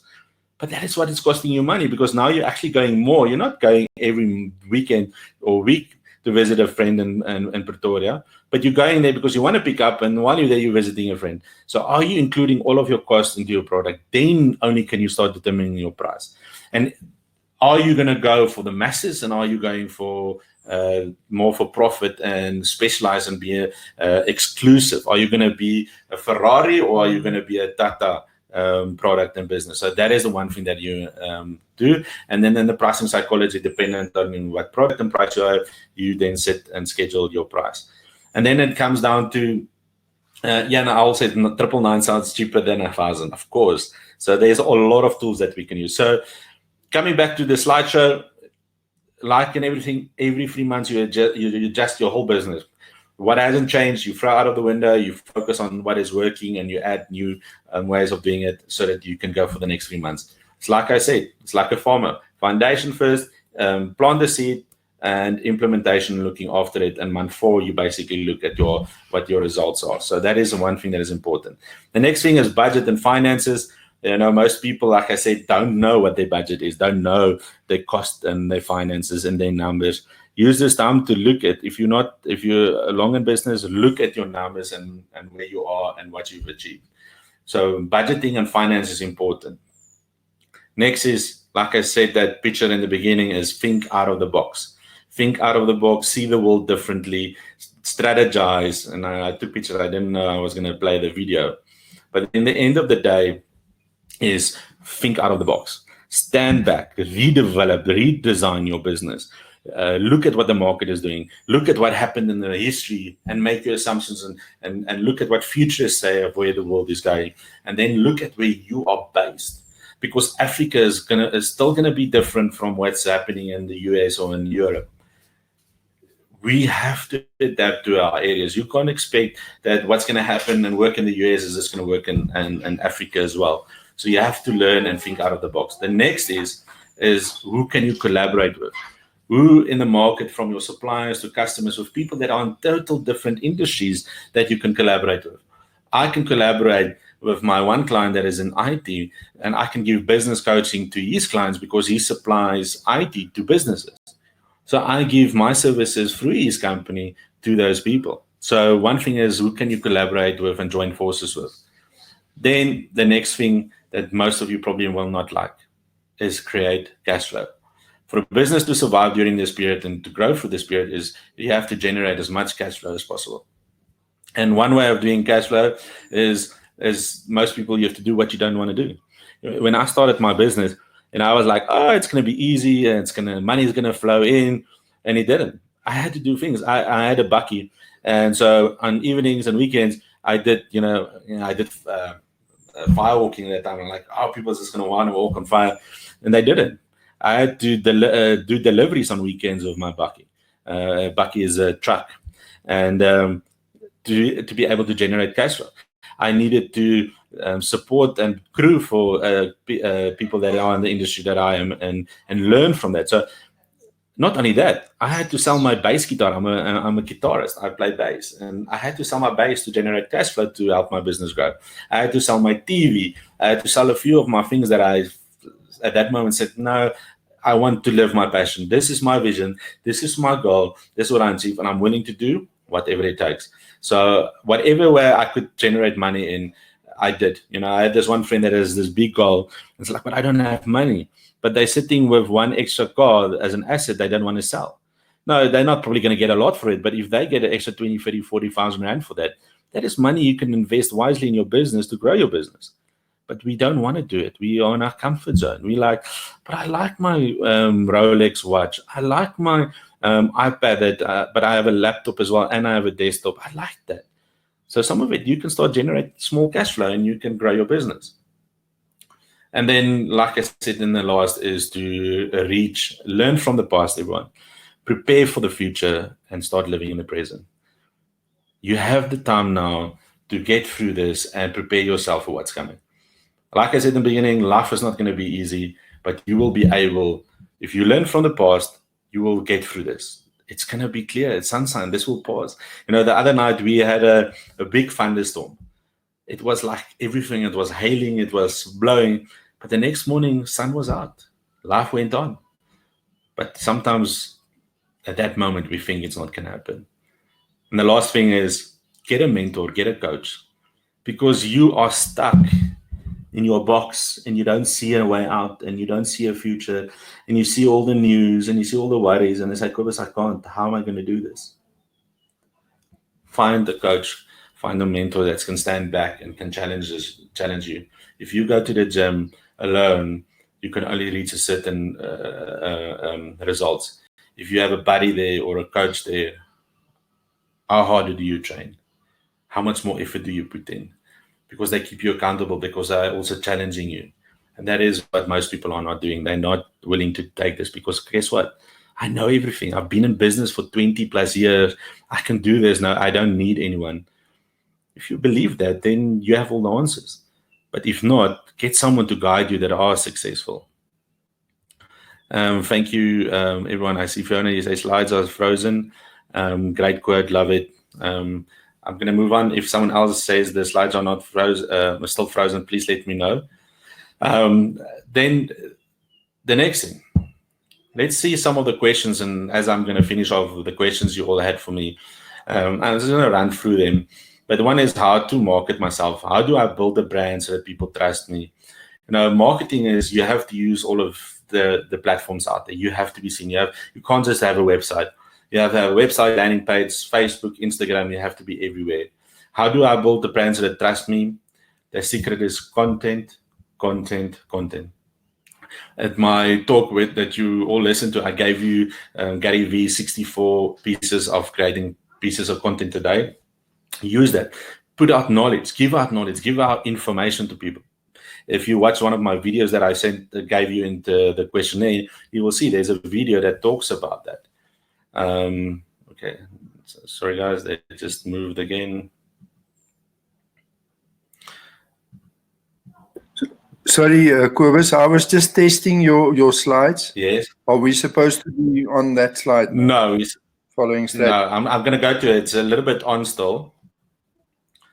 It was that way. It was frozen. It looks like it, yeah. But can you move the slides? Just quickly check. I see someone, Stacks pricing and products. Okay. Let me just quickly see. Gerard, is there a way you can upload the slides, then they can download it from their sites, so we can give it to them? I can try to do that. I'll see if I can upload it now. If possible. But everyone, someone asked for the slides. I will definitely, then you can just go through it. But at least you are still listening and following me. I think that is important. Yes. Let me know if I can move a slide forward for you. Yeah, you can move the slide to questions you have for me to answer. So if you can just move it forward, it's after number 12. After the consultant. No, I'm not sure. Can you see the slides? Yeah, I see the slides. Okay, so now it says following strategies with 4 Yeah, now we need to move on a little bit further. It's part after slide number 12. So if you can just move. Let me put also my video off and maybe to help with the bandwidth. Must just tell me when to stop. Yeah, 100%. So as it's being forwarded slides, you can keep moving it. I just want to quickly talk about the questions you had. Is how to establish a good brand and market my business. How do I take consultancy business online? I think there's a lot of tools and there's a lot of speakers that are on it, and I've sent you that videos that you can learn from as well. I also, what should I start with? Webinars, social media presence, networking events, my content. I think the most important is first need to decide who you are and what you want to do and what you want to focus on. I just want to see, Maria said a document of 64 pieces of content helped tremendously. In a couple of hours, I read it, opened it, Instagram account, posted on Facebook, LinkedIn for the first time in ages. Thank you. I'm currently employed. However, I'm planning my post-retirement plan, which is probably in 5 years' time, if I'm lucky. I'm an author and want to start marketing and branding my platform under healthcare coaching for both healthcare providers and platform. Lera and Maria, I think you are on the perfect industries. I think you need to start. But like I say, go through all of the strategies, look at your market. And like Gary Vee says, content. That is the most important for you to put out. Are we on the, which slide do you see from your side, Gerard?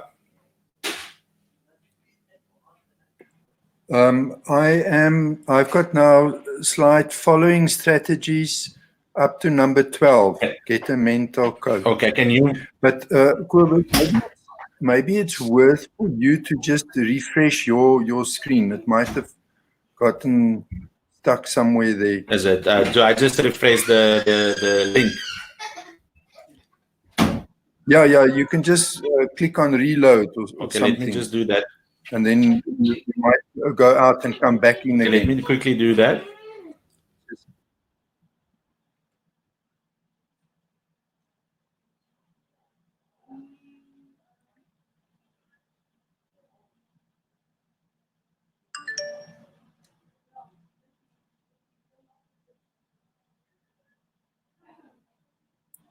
So we're just waiting for Kobus to come back in. He should be with us shortly. There we go. I can see he's joining. Kobus, are you back with us? I can see the slides are working. I was just testing from my side. Okay. Thanks, Brian. Okay, so can you all? Does it move now? If I move down, it moves. Okay, great stuff. Okay, so my challenge is to go out there and promote myself. I need help. Your best tip to take our business online, anytime saving tips, take business online, such as outsourcing. What strategies do you have? For me, the most important is you first need to know what is the brand you're going to create, who you are, and how you're going to position yourself out there. Then, if that is one of the strategies that you need to do, is then you have to create those platforms. Be on Facebook, be on Instagram. Just know that you need to understand those different platforms as well. So it's time for you to learn those skills, because what's working on Facebook doesn't necessarily it's going to work on Instagram. The type of market that's on LinkedIn is not going to be on Facebook. And your future business will be on TikTok and will not be on Facebook. So it all depends on where you want to market. And that is why you need a marketing coach or a business coach that says, let's sit down, let's pull out your business, and let's look at the strategies. Don't jump in. Like when I went to Kilimanjaro, I just didn't jump in and jump to be on top. I did a step per day, a step by step to get there. I think that is the most important for you, is to realize you need to start first now laying the foundation and where you want to go. The next questions you had, yes, one said, I'm still a sponge learning. Great stuff. Remember, don't always be stuck by learning. It's time to apply as well, and go out and apply what you've learned. How do you change your belief system and create positive habits and live the best version of yourself and go out of your comfort zone? It's first go read that books I gave you. Secondly is start doing, I say to people, start doing that first video. Yeah, but I don't love my voice. Well, it is proven scientifically that you don't love your voice. But the more you listen to it, you start falling in love with your voice. The more you start doing videos, the more comfortable it becomes. It's like driving a car. You didn't just jump in the car and drive. But over the years, it becomes so comfortable. You can't probably remember the time that you struggled to drive. You just get in and drive. So that's how you do it. It's consistency and applying what you're learning. How do you create a positive mindset? Is creating positive habits. It takes time to create a habit. Get into that habit in the morning where you meditate, you journal all of your negativity, you put down what you're grateful for, because you have to start your day with gratitude. After that, you do your marketing. I do an hour at least marketing minimum a day. Start in the morning, get it done and dusted. Get your marketing out there. I think that is one thing that is important. The next thing that is also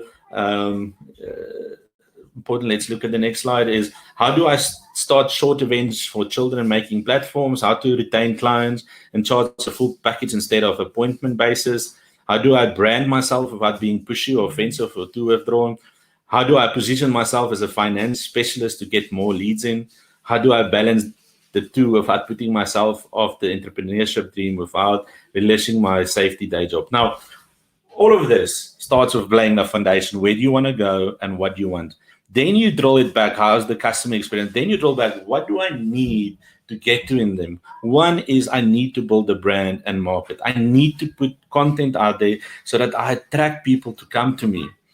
I need to give value out to the market. I need to position myself as the best, as the expert in the market.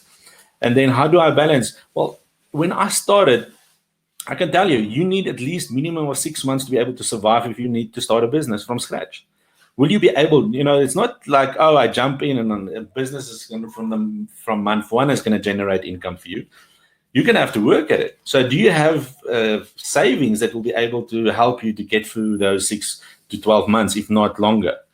If not, then you have to balance it. Then you have to, all of the extra time, you have to put in your business. You can tell me, Kobus, but I don't have time. How much hours do you spend on TV?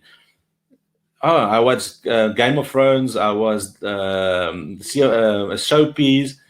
If you take all of that hours and you put that in your business, you can put as much time in your own business as you put in your job. 8 hours, if not more. So how badly do you want them to make that business a success? And before you know that, that business will generate more income for you than what your job does. And you will be able to leave your job to do your business. So it's all about how you're managing your time. Time management is the most important. You can say, Kobus, I don't have time, but then I ask you, how much time are you on social media? Just scrolling through. Do you know how addictive that is? You sit down and you scroll, and before you know it, you've been an hour on social media. I need direction when to exit. That comes down with a coach. You plan and you prepare. Yeah, my dad helps me with my business. He helped me to set up the business, but he's nervous for me to just leave and wants me to continue earning a salary until my business shows a profit. Well, the big thing is, at least hopefully you still stay with your dad so you can save on that rental fee a month, and you can put that towards your business so your business can grow. But in a sense, your dad is right. Who's going to support and look after you if you're not making money? You need to start making money so that you can, and that should be one of your goals. That should be one of your targets, because if you drive it, the faster you make money, the easier it is for you to move out. How do I manage asset people in a company? By having rules of engagement, by having consequences. If I act in a certain way and it's not part of the company cultural values, and I don't do what I need to do, then the consequences need to be applied. So that is important. How and when do I take a leap of faith to go on my own? I cannot focus on and implement all the things that I've learned in the last week to grow my business and still give the same level of commitment to my boss in a full-time position. I am from time to time doing work at home while we are in lockdown. All that I say is you planned it. One of my clients was so tired. She physically got a stomach sores because of her work. But it took her 3 months to prepare to leave her job. She saved and she canceled as lot as expenses as possible to save money so that she can survive on the bare minimum for 6 months. She started growing her business, and in 4 months' time, she was making more money than what she was making in her job. But she had the drive, she had the savings, and she could do it. And that comes down to planning and preparation. No matter where you are, planning and preparation is very important. A few other questions. I'm looking for the things that I don't know about yet. What is the unknown? I think that question is, you need to start growing in yourself. I think you need to look at, I would read a book. I would read my book that I sent you, is to discover yourself first and then know what's the unknown that you want to go into. Someone asked here, what has helped you from moving and sharing your inspiring story and learning and becoming a firewalker to building a sustainable business? Well, one thing is my health challenged me, but just for you to know, before the firewalking, I was in business. I was in a family business. When I joined the family business, there was 6 furniture stores. We grew it to 37 stores in Limpopo, and I was part of that. I helped it. When you're young, you're full of energy and drive. And I also had a dog biscuit factory. I was in franchise. I had a Zebros. I was in property. So I sold wood, on the sideline, wood to people to make extra cash flow. So everything that I could do, sold, wristbands, whatever I could do to earn extra income to grow my businesses. So I was in business before that. So all that I do is all of that lessons and learnings is just helping me to keep on building my business. But not only that, is to help build other people's businesses. Those lessons and learnings are totally different. That's why I know that the systems and ideas that the Americans try to sell us is not going to work in Africa. Africa is totally different. The way we do business, it's still informal. You're going to see business, and that is just my prediction, is we're going to go even more informal into business. Formal business is going to disappear. And that is how the rest of Africa does business. It's an informal business. It's going to be also more cash focused, more cash based in the end of the day. What do your business keep going when it's going gets tough? Well, it's to have a why. The only thing that can help me and grow my business is my why, is why I wake up every morning, is why I do this. And another thing that keeps it going is having the right mastermind group, the right peer group that promotes and motivates me to get through every day. So again, I just put this on from Simon Sinek that says your circle of your golden circle. Why do you do what you do? What's your purpose? How do you do what you do? And what do you do? And I say, do whatever it takes to succeed. One step at a time, continuous improvement. Be on all social media, be seen, be omnipresent, learn the skills of those social media, LinkedIn, Twitter, etc. Be out there, be heard, use them. If you've never been on, the time is now. Here's the secret to everyone that I need to emphasize. Some of you have a golden goose. Don't go and kill the golden goose. Don't go kill what has been working for the rest of your life and to do something different. Just hold on for a sec.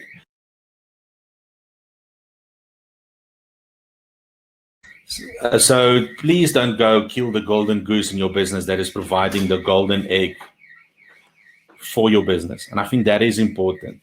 So look after yourself. And I just want to quickly just hold on for a second.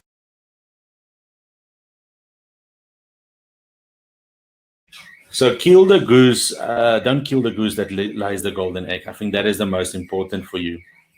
Then the next is, I'm going to share with you, and then we're going to do a Q&A, is be part of the 12-month growth plan. I'm going to share with you at least 4 videos of training a month. Become part of my mastermind group, where I will help you to go through to discover where you are now, your wheel of life. What is your marketing and branding? What is avatar? What is your target market? What is social media policies and processes that you need to be focused on? Offline marketing, looking at flyers, magazines, designs. We're going to look at the power of email, using programs and tools like Canva, blogging, podcast, video, live stream, YouTube.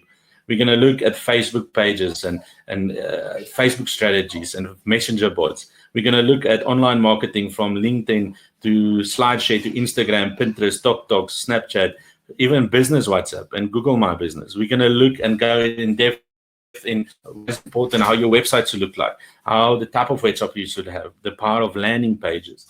We're going to look at webinars, competitions, how to measure them, how to create ebooks and articles by a click of a button, what the importance of having a funnel, content creation, and press releases, and how you can all generate that and create marketing for your business.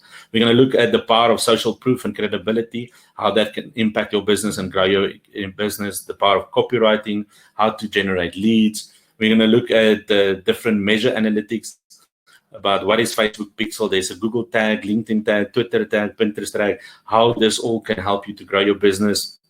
What that is about, we will go into detail.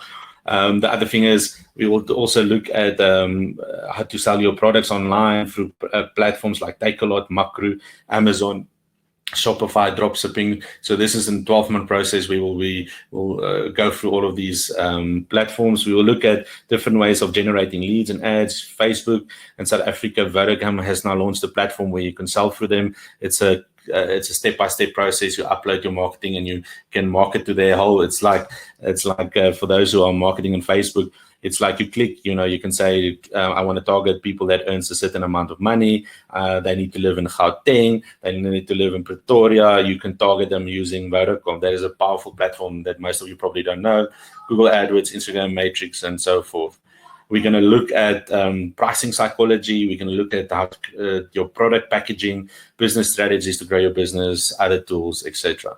Now, you're welcome to join this 12-month growth plan and implementation.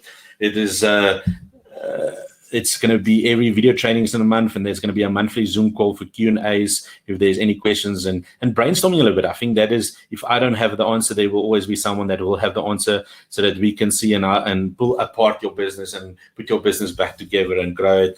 And if you want to know more about this and you want to join this, there is the link at the bottom, and it's going to be added as well. It's rsesales.com/CV. It's a $57 per month for 12 months, or it's a once-off $497. Now, while we're here and the offer is there anyone that has questions while we have a few minutes left before our time is up that would love to ask a question? Or have you learned a lot? I see that the slideshows is up for you to download as well. Is there any questions you have that you would love me to answer? And I think also, give me feedback. Did you learn? Was this benefit to you in the end of the day, this masterclass, and did I give you value?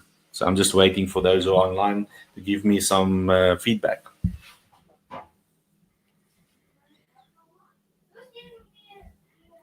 Okay. Someone says, yes, the important, your voice thing is true. Thank you, Quibus. Thank you much, Quibus. Great value, much appreciated. Pleasure, Gavin. Avatar building, not familiar with that. Gavin, just on that, avatar building is your target market, is you create your personal person that you target. You create an image of them. You create a John. My perfect client is John, and he has glasses. He's 50 to 60 years old. He's a CEO of a company. So that helps you when you do that. I say you print that, you put it next to your computer. So when you run an ads or when you have to communicate over a computer, you look at the picture. Because as human beings, we are pictures. So as you look at the picture, it's like, hi, John, but you don't make John because you may be talking to Sarah, and you like communicating as if you're talking to your target market. So you're talking to their problems, to their challenges, what they want to hear. And by doing that, it's so much easier to sell yourself. Colleen, amazing input has made me start to think differently. Pleasure. Thank you, Laura. Great content, lots of value. Thank you, Lynette. Yes, lots of value, lots of value. This is really informative. Thanks, Quibus. Thanks so much, Sophie. Okay, so everyone has learned a lot. Very informative and valuable content. Blessings. So thank you for everyone. Thank you, Quibus. You have reinforced your principles. Very helpful. I have to get down and implement now.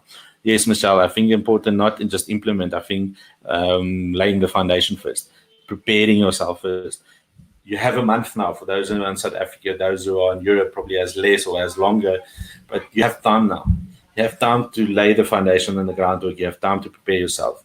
You have time to join my team. You've joined the masterclass. You, if not, find a coach, find someone that will be able to guide you through this and make you be successful. Someone just sent me some patience. Yeah, Sophie, I think patience is that sometimes we all need, but it's a virtue. So you create that patience in your life. Have faith. We need to rethink our approach to our business. Yes, we have to. Informative overview, making you think out of the box. Well, thank you for that. Definitely got value. Your authentic, honest style makes it easy to listen to. Thank you for your time and content. Pleasure, Maria. I appreciate for you for listening to me. Thank you very much.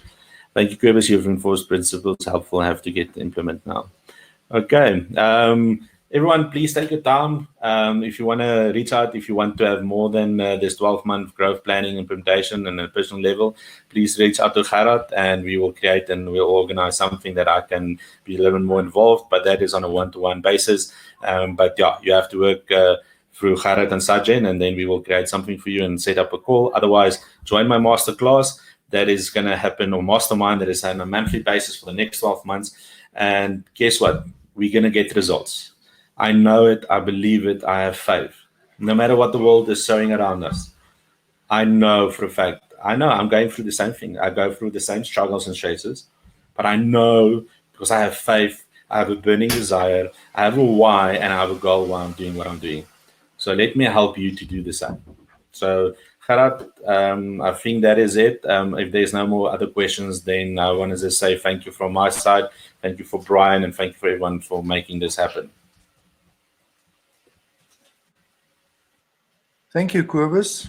That was very inspiring, and I'm sure, yeah, like everybody said, they got very good value. And if anybody wants to join Cobus, you can see that short link. You can just type in rsesales.com/CV in your browser. If you can't do the sign up right now, just write down that link and use it a little bit later.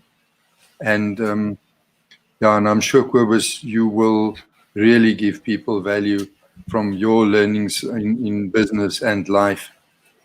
I mean, if you can overcome all these challenges, anybody on this call can overcome their challenges. So yeah, thank you. It was a great session. Pleasure. And thank you, everyone. Please go and click on the link and take your time. Otherwise, if you feel like you want to work with me on a one-to-one basis, please reach out to Brian and Gerard and the team, and we will schedule a one-to-one call. Thank you, everyone, and have a beautiful day.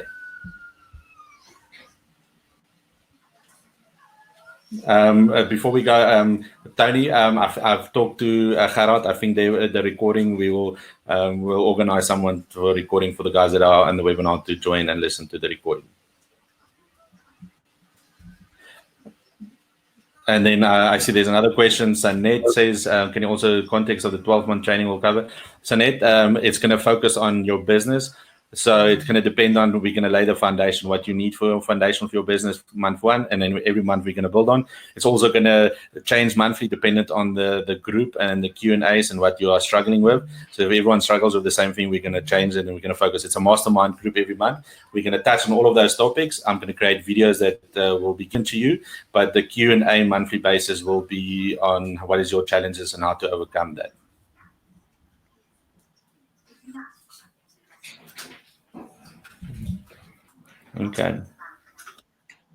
Okay, so yeah, we will keep it open for a while. You're welcome to leave, or maybe just hang around a bit and see if there's more questions we'll coming definitely up. do that. Okay, recording.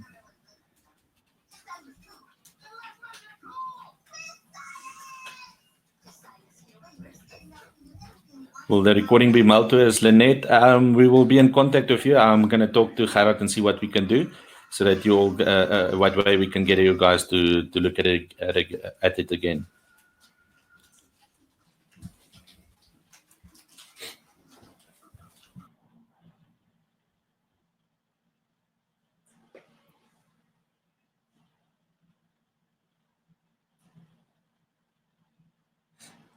Does anybody have any more questions regarding Cobus's program?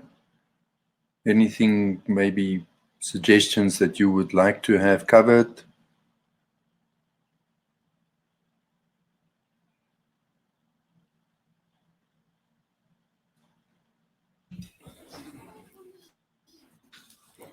Johan, yes, I will talk to Gerard. Thank you for tuning in, and even through bad internet, willing to sit through all of it. Thank you.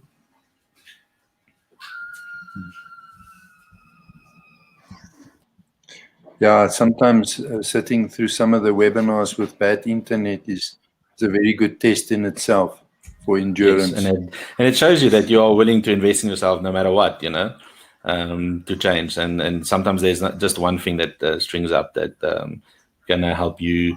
That's that aha moment. Maybe there's just one thing that changes the way you think going forward. Michelle paid setting up things like PayPal. If that is one of your challenges, yes, definitely. PayPal is very easy to set up. But yeah, if that is one of your questions, I will always, that's a 5-minute video to create and share with everyone how to do that. So that can be done if that is one of the challenges.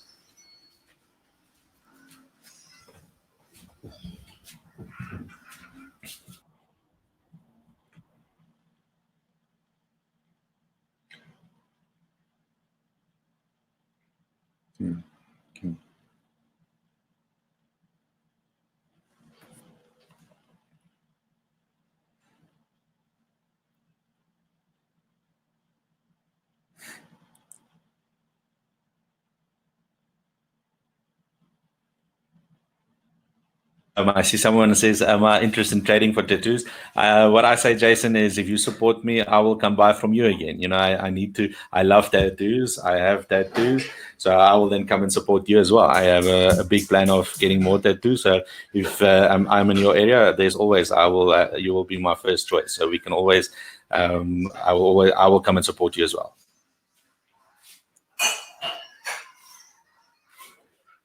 Gavin, cover automation too on your online business. Yes, I will go into the basics of how to automate and what automation tools are there.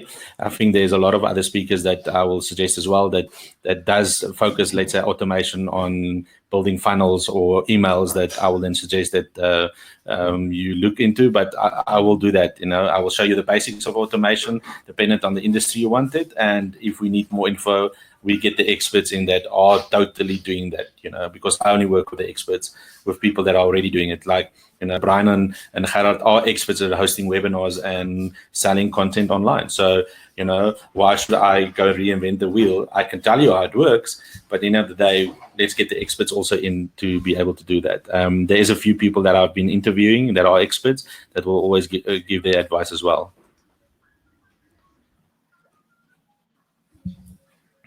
Okay.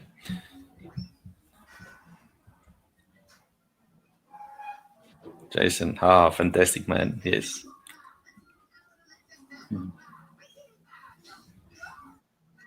Yeah, and well done, Colleen, and for those that have joined already.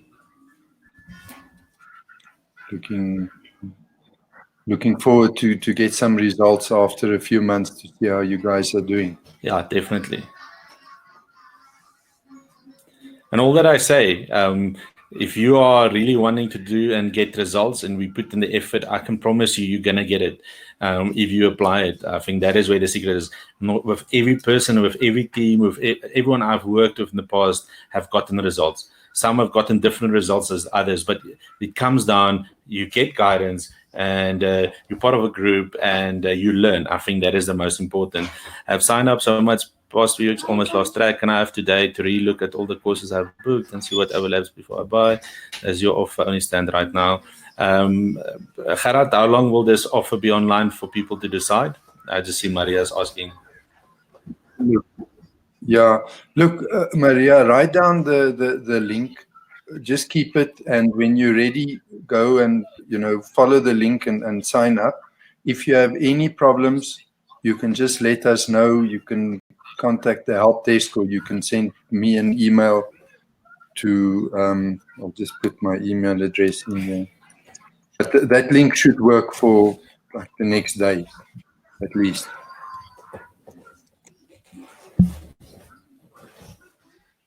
Entrepreneur. I must always make sure I spell entrepreneur correctly. Entrepreneur.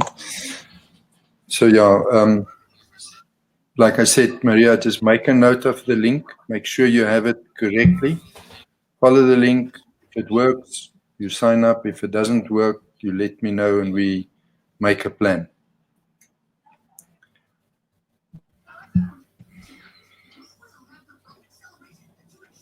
Cool. So I think, yeah, Jason, your question about the dollars, it will remain dollar. So whatever the exchange rate is, you will still pay dollars. Hopefully the rand will improve and it will cost you less. So here's my question. How much do you need to be able to cover that? Is it one sale, one deal? So like I said, I had to hire someone in my business at a big basic and I couldn't afford it at the time. And then I jumped off the tower and I re-looked at it and I'm like, if I can do that, I only have 30 days before I have to pay that. You have 30 days. You need one sale, one deal. How easy can it be if you're already in business? So see it as that way. How much sales do you need to be able to cover that? For some, it's 2 sales. For some, it's not even a sale. It's just an introduction. So you put yourself a target. This is just becoming a target for yourself to be able to apply this to be successful. Then nothing stops you. Okay.